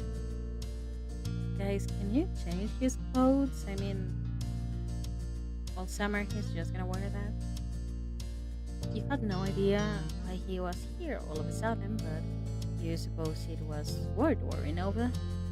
Instead, your eyes landed on Lizzie, who was looking at Bob like he had come here specifically to ruin all her plans. Then, for a few seconds, Bob said nothing. He only stood there and looked up at your mommy with a face almost like he was considering turning around and leave. My dad told me to drop this off because I guess people are waiting for me out. Bob took a familiar screwdriver from out of his large side pocket. The eyes now dropped on the floor. We left ours back home when he moved. Yeah, great, thanks. Bye. Thank you. Here, why don't you come inside for a bit? Lizzie crossed her arms and lifted her chin. Bob shrugged, and Mom stood from the table too. I gave your dad a call to let him know you got here all night. Bob shuffled fully inside, eyes remaining on the ground. Mommy closed the door behind him. Hi. Silo said. Silo gave out a friendly smile while waving, holding up his hand and opening and closing his fingers. Both nodded in response. So, are you going to catch fireflies with us? You could come outside with us if you want. Or you weren't sure what to say. I want to invite you. From the corner of your eyes, you could see Lizzie glaring at you for mentioning the excursion to an outsider. Trying not to meet her gaze, you look at Pope. Whatever Lacey thought of him, he wasn't exactly a stranger anymore. We're going to catch fireflies on the hill out back. Okay. I want to see them, Pope said. I never caught one before. It's too bad he didn't have the chance before now. The fireflies weren't out when we first moved in, and there must not have been anywhere he asleep. We can go until after dinner. After she pointed this out, Lizzie walked back to the table and took her seat. There wasn't much left on her plate. Since this was very true, you decided to finish up to your own stuff as well. Go a step closer and eyed what was on the menu for your family's meal. Have you eaten yet? Yeah, my dad and I ate earlier. What did you have? Eggs. The clip-on words answer seemed to discourage Silo from asking any more questions. His eyes slowly wandered back to the last scraps of food on his plate. Their call with footsteps must have ended because your mom came back into the room. Okay. Go? Your dad say you can stay for a while if you like, but he's going to come out if you to get you before it gets too much later. Sure, Fine. this will be so nice. As you relish a meal, we hope it will be too.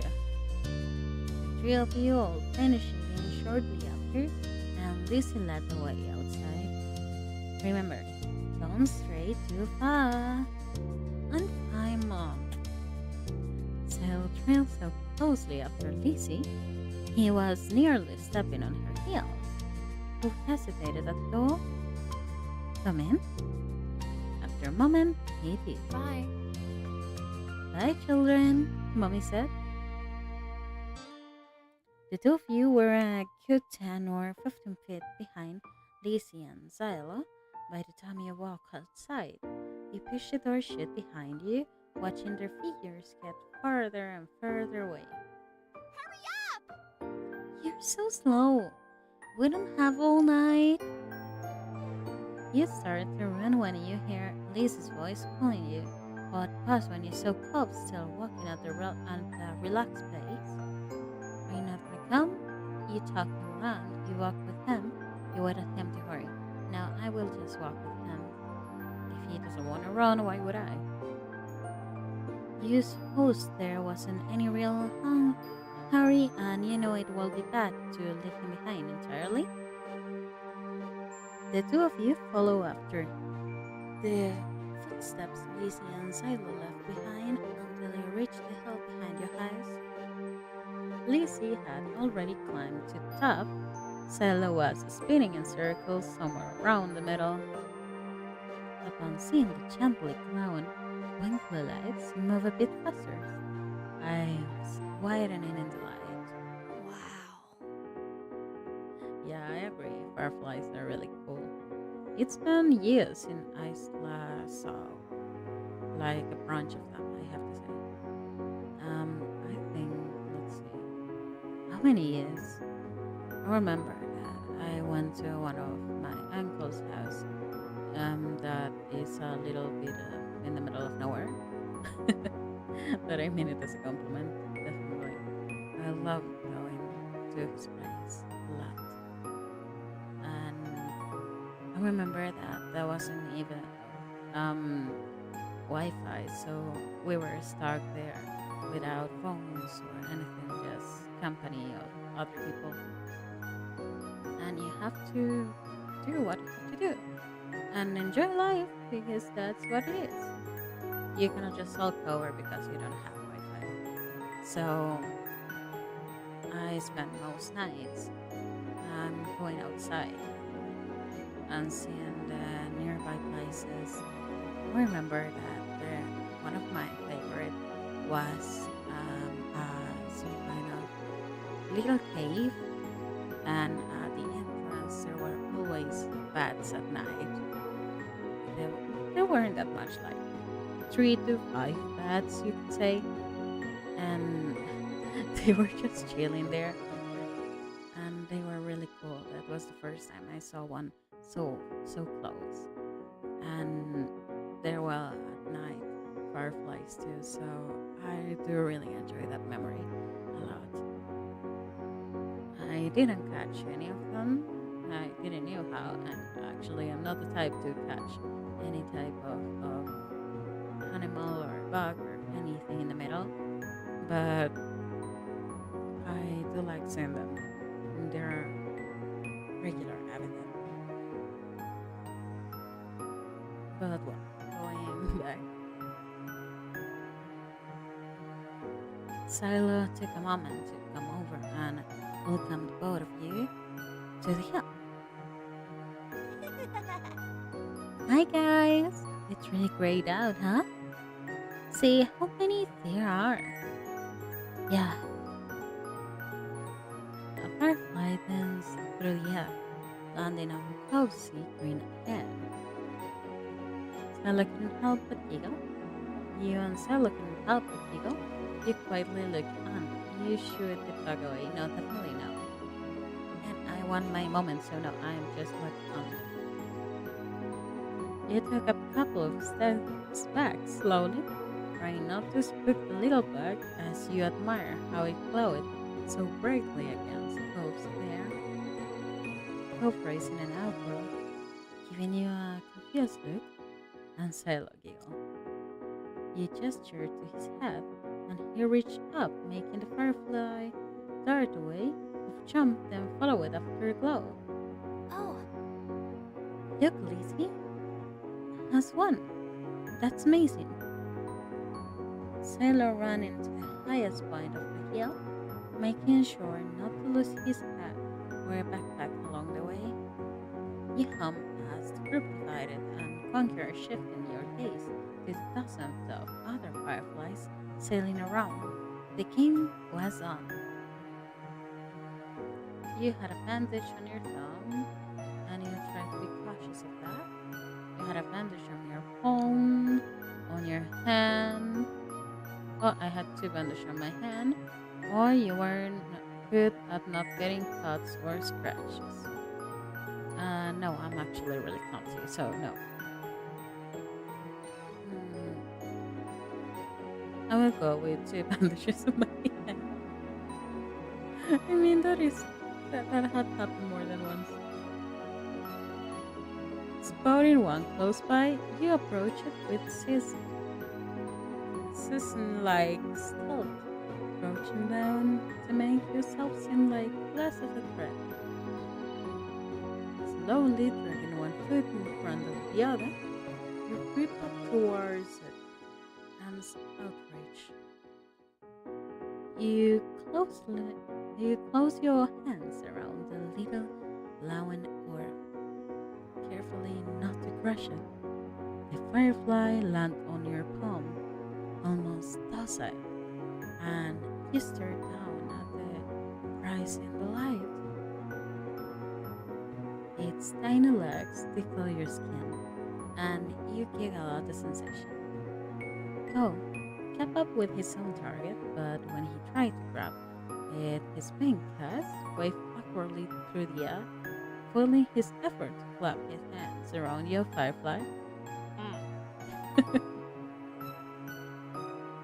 Cove watched it vanish into thin air with a dissatisfied expression on his face. You encouraged him to try again. You told him about the firefly hat. You let it happen, or you did your own things. I will encourage him to try again. You get the next one. Clove didn't say anything, and you thought he must be upset. He walked further up the hill to continue his fun, and you let your firefly flutter back into the air. That was fine. You had your own plans. You decided to collect more or sit in the grass and watch. Now, if I already have one, I will feel I already made it. Just chill. You politely took a seat among the flowers. The others were jumping and dashing about. You saw how many times they succeeded and failed, how Silo almost tripped a couple of times. It was a dramatic show, though around you it was fun. The light of the stars and fireflies around you peacefully. It was a beautiful sight. You laughed idly to yourself as you watched the others, and Silo finally managed to catch the firefly between his small hands. His eyes light up, and when he spread his fingers to take a peek at it, the bug escaped and flew off into the air. Oh! You watch as he pounced up it once more, while Duran's eyes soon landed on Cove, who had failed to catch a firefly yet. You cheer him on, you scare him, or you wait to see. I will cheer him on. You can do it, Cove. See, he's good. He just needs a little encouragement. Cove smiled at you for just a moment before returning to the firefly he had been thrilling with renewed enthusiasm. While Cove returned to hunting fireflies, you settled for looking back against the soft grass. watching the puppies swaying around you and the fireflies hovering against the vast sky. Come on! He's like, Cove, get up here. We're gonna have a race. The shouting caught you off guard. It had been quite a while since you had from this hill silo. You glance over to see them both standing on top of the hill again.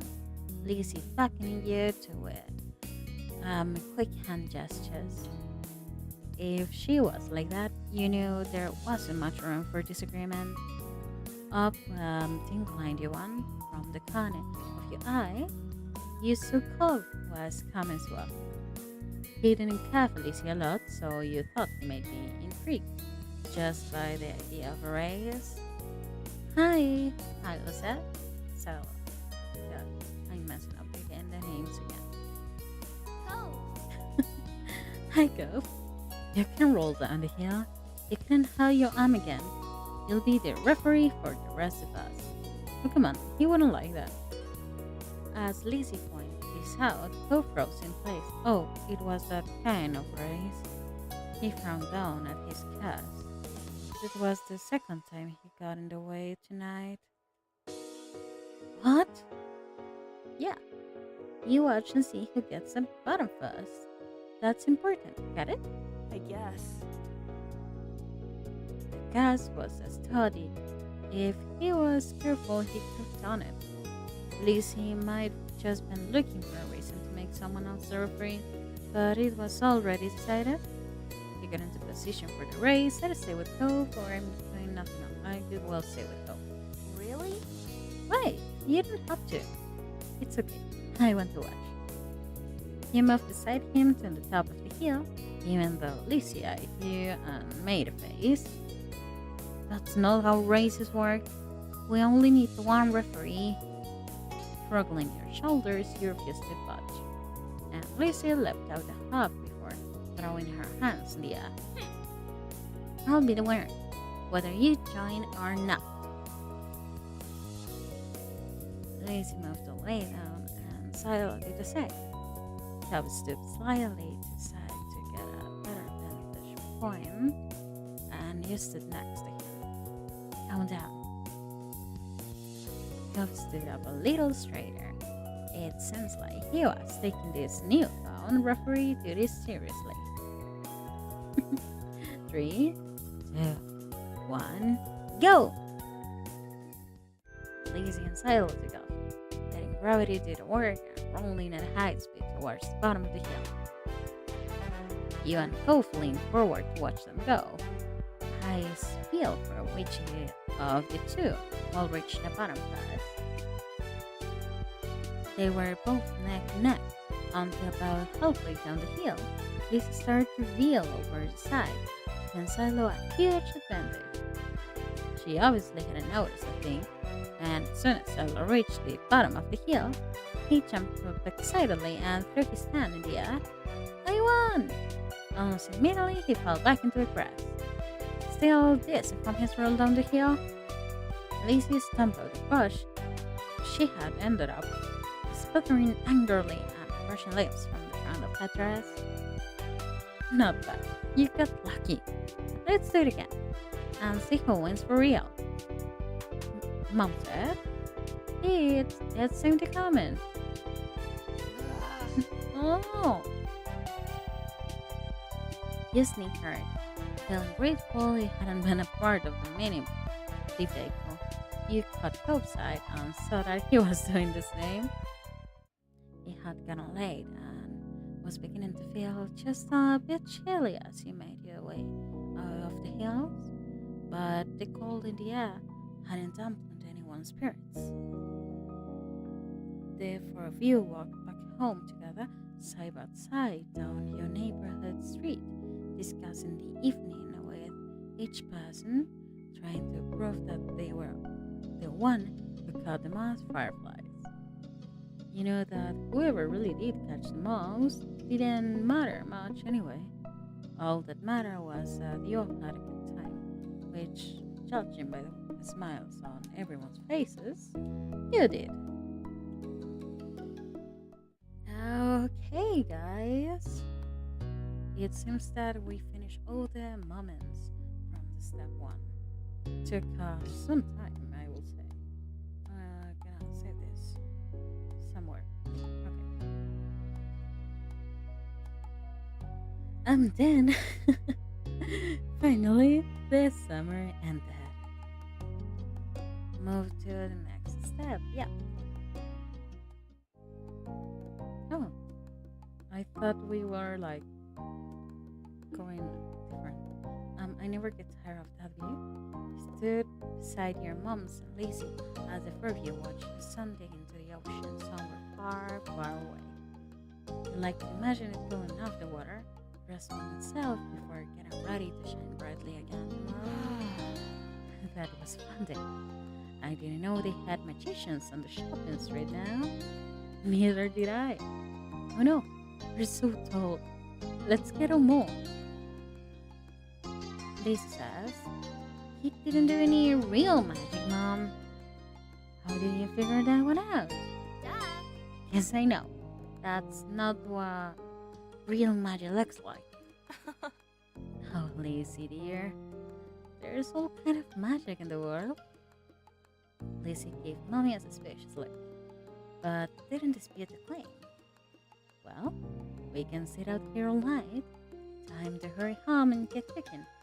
Who's helping with dinner? Liz immediately let out a groan. Ugh. Mom, summer's almost over. The protest was obvious. You could practically see the school on the horizon. You certainly didn't want to spend your last bits of freedom cooking dinner. You could do what that any other day. Please, can we just play a little longer? Have to keep playing before it's late. It's almost over. Give it your best puppy dog eyes, or at least you may not want to, but you're planning on going home. Yeah, I will want to go home. Mom looked down at Lizzie with sigh as she continued playing. We'll help with dinner tomorrow. Please. Son, we have homework and reading to do. We can do work now, too. Lizzie made her gaze and stamped her foot into the ground. Well, No. come on, Mom. I can help you with dinner. Mommy landed for a hug, and you knew that Lizzie was very close to victory. Okay. But as soon as dinner's ready, you let her come inside. Understood? Yes, Mom. So much to do, so little time, and maybe I could still get to the seashell. Bracelets as pines and sprinkles, or maybe the playground or the fireflies will probably be coming out, right? Then again, saying this, you suddenly make your own plans. We can go far. I feel like, yeah, all the summer is ending. I mean, you should be kind of exhausted, shouldn't you? I mean, you've been playing all day. It's been quite some time, and quite a lot. I don't know.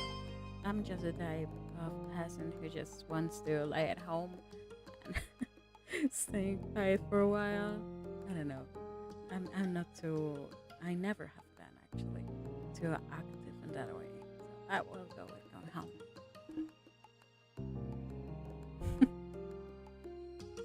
But what do you guys usually do? Like, what's your style? Do you prefer to be continue playing for a while, or just going directly with home? What do you guys do? Oh well. So Lucy decided to stay in her room. But at least you shut the door behind you, shivering lightly as you adjust to the more pleasant temperature inside. Welcome home. Hi. Hi, sweetie. Oh, will you set the table? You've been on your way to your room, and you start longingly in that direction as you consider the question. Mom hadn't said you had to help. I will do it. Even though you had hoped to play, the fond look on your mom sent you made it worthwhile. After you finished setting up the plates, you stayed up the kitchen chatting with your parents. It seems like now the summer was winding down. Time was speeding by you soon. It was time to eat. Lizzie talked about the busy schedule she made for herself tomorrow, and you watched the window and thought about how much you're going to miss the long, fun-filled days of sun and play. That night, it was hard to sleep. For some reason, you stared blankly at the bits of dots and stuff floating in the air. Summer will be over soon. School will be stirring up again. You couldn't help but, yeah, I will say excited. You're looking forward to seeing your friends again, meeting your new teachers. Sure, you wouldn't be able to leisurely stroll on the beach or run around outside all day, but learning was fun too. Different son. Fun. You think guys agree? I do agree. For example, right now I'm a kind of vacation for like this and next week. It's not like a real vacation. I still have to work and everything, but I do have a little bit more time than I usually do. So I try to enjoy it, and when time continues and I have to be busy again, I just enjoy it too. Really well. What about you? Well, and it was right around the corner.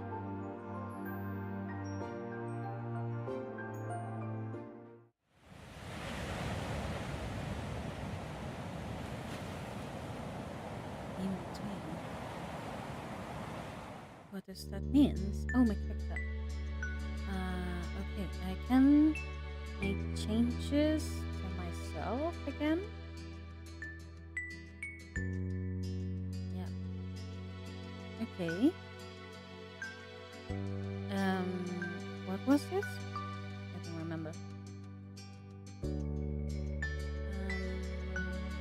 I don't think I'm gonna change anything.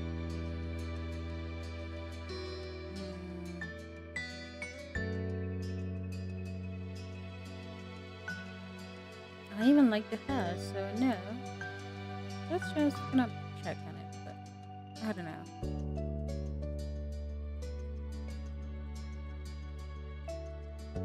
I mean, for the next part, we're supposed to like be a little bit more mature or something, no?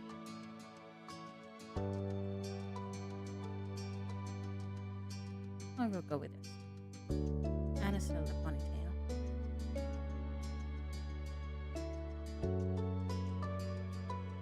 Okay, all done.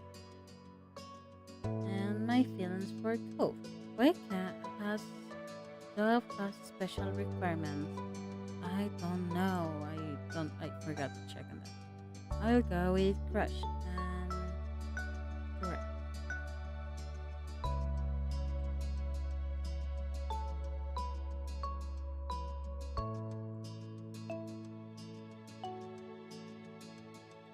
I will save this here. Can I? I can't. Oh yeah. Okay.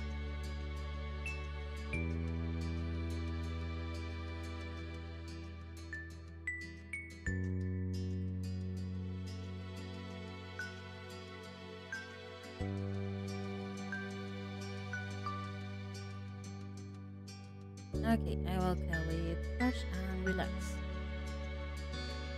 Choose to customize Cove yourself or let kids try your experience determine it. Oh my god, that's so fun! Appearance, personality, both or either. Oh my god, I can change his personality?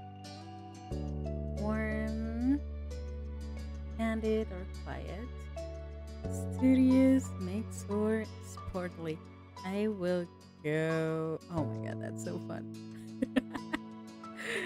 we can make him a little nerd, a little too sportly, or a little mix. I will go with a little in the middle of the studios mix.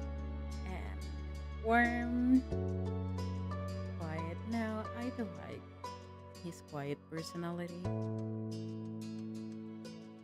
Oh wait, back. And you? Yeah. Okay. Brush and relax. Yeah. Okay. If we go to appearance. Oh my god. Okay.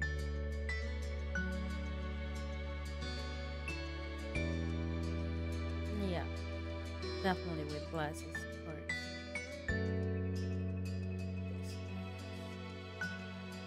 I do have a general idea of his personalization on this part.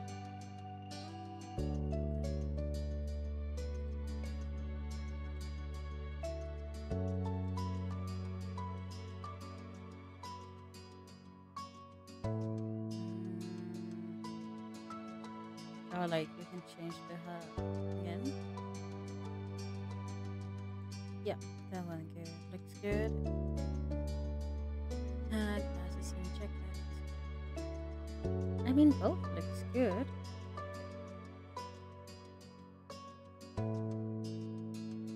I like this one a little more. But I wasn't able to change his personality.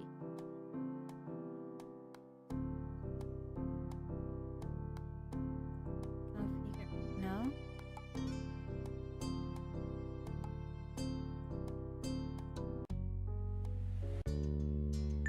I want to understand.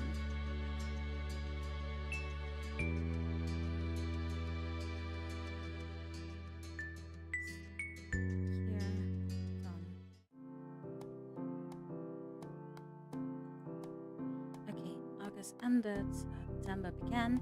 It was time to go back to school. Lizzie groaned and complained the entire first week. She hated going to classes. Still, there was still interesting things to do that couldn't be done anywhere else. You weren't sure how Cove felt about it. It was enrolled this year. That was like a sign Cove could be staying by and sunset for a while. At school, he was alright, but keep his distance from the other kids, from what you saw anyway. You originally, he treated you like everyone else, passing by as if you didn't know each other, but as the year went on, the two of you acknowledged each other more and more. Sometimes had start to grow. Something started. Okay. Something had started to grow between you. This year, the divorce of Cole's parents was finalized. You overheard your parents talking about it, saying Cole's dad got full custody. At first, you worried that meant bad news. He had made Mr. Holden cry apparent, oh man, yeah, he's such a good dad. Then you find out it meant Cove could keep living with his dad. He will only stay with his mom a few weeks of the year. Cove cried too, for different reasons, you thought. It seems like Code and his dad may move again, but Mr. Holden decided to stay after all. Mom asked him about it once. He had said he didn't want to uproot Cove's life a second time. Mr. Holden trying to get Cove to like Sunset Bed more. He kept encouraging his son to go out and see the plays. Sometimes Mr. Holden volunteered you to spend time with Cove. You weren't sure how it went. Working changed Cove's thoughts on the town, yet it might have been part of the reason you and Cove ended up growing closer. Cove never talked to anyone about what happened with his parents and withdrew whenever it was brought up. It was hard for him, yet nobody knew how to help.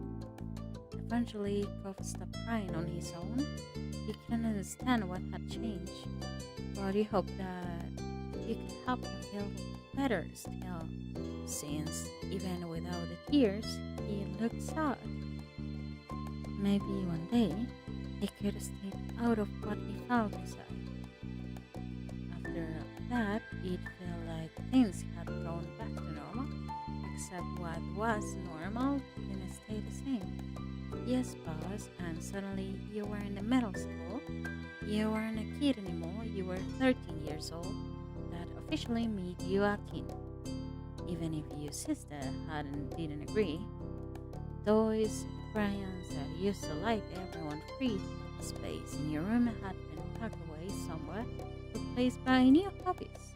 There were other changes too. Cove cast got taken off. It was weird to see him without initially. Underneath the pink plaster ended up being a long, thin scar that snagged around his forearm.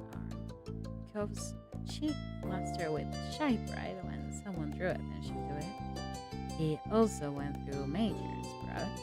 He was a tall student in his class for 2 years in a row. Cove probably hold that sport again next time. In class, people knew him from more than just being tall. He also stood out because of how he did on tests and in other academic situations. Over the years, he became more quiet and reserved.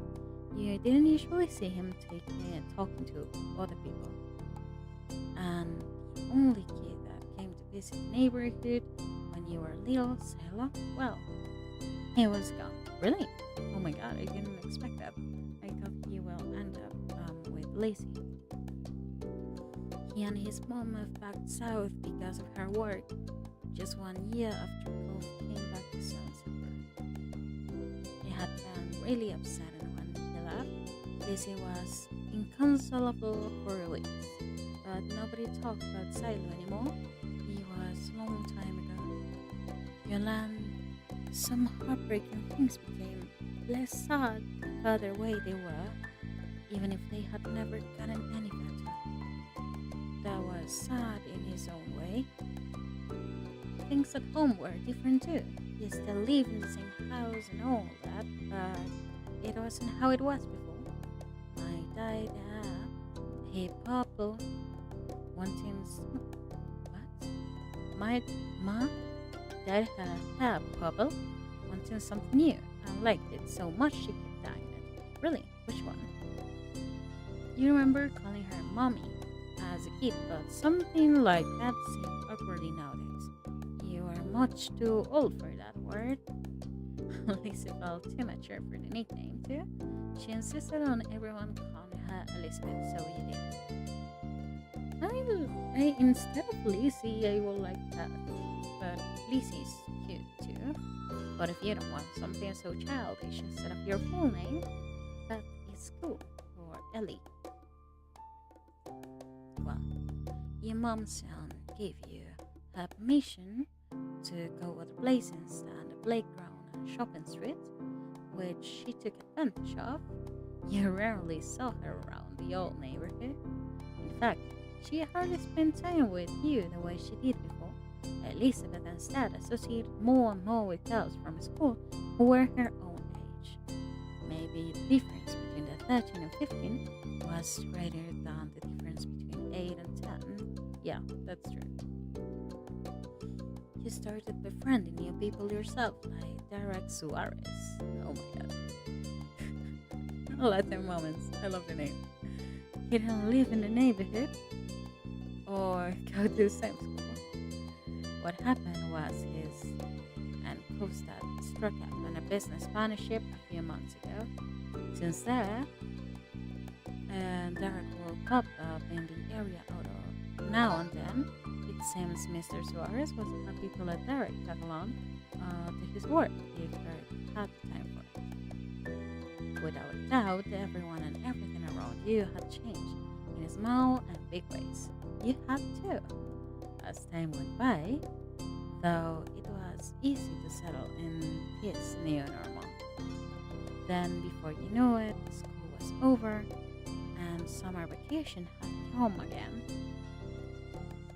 it was the first day on summer vacation, and there was hot as ever, but you were inside and away from its harsh rays. Okay, guys, we did officially start the second part of the game, so I think we can save from here and continue next time. I hope you enjoyed this as much as I did. But we've been playing for quite a long time. So let's go back to the menu. Yeah, I'm sure. And I'm just gonna check. I forgot where is. Oh, we do have this one. Wait, we missed one of the step one images. I'm so sad. I want to have it. I will have to check how do we get it. But okay, I'm just gonna check. Yeah, for some reason, like the changes wasn't safe, right? Like, let's do it. I think it was his.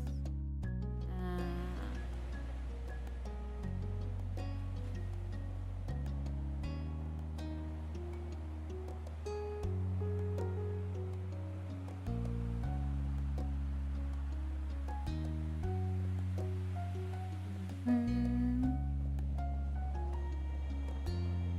no, like the other pajamas and the jacket, the other one. So did that save it? Let's check. I think so. Okay, let's hope it was safe. Let's return to the main menu.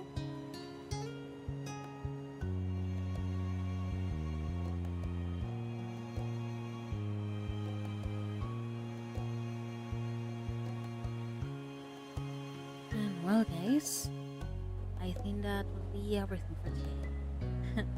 And I hope you enjoyed this as much as I did. It was fun to play or like you. And well, let's continue this soon. So, see you later. Bye bye.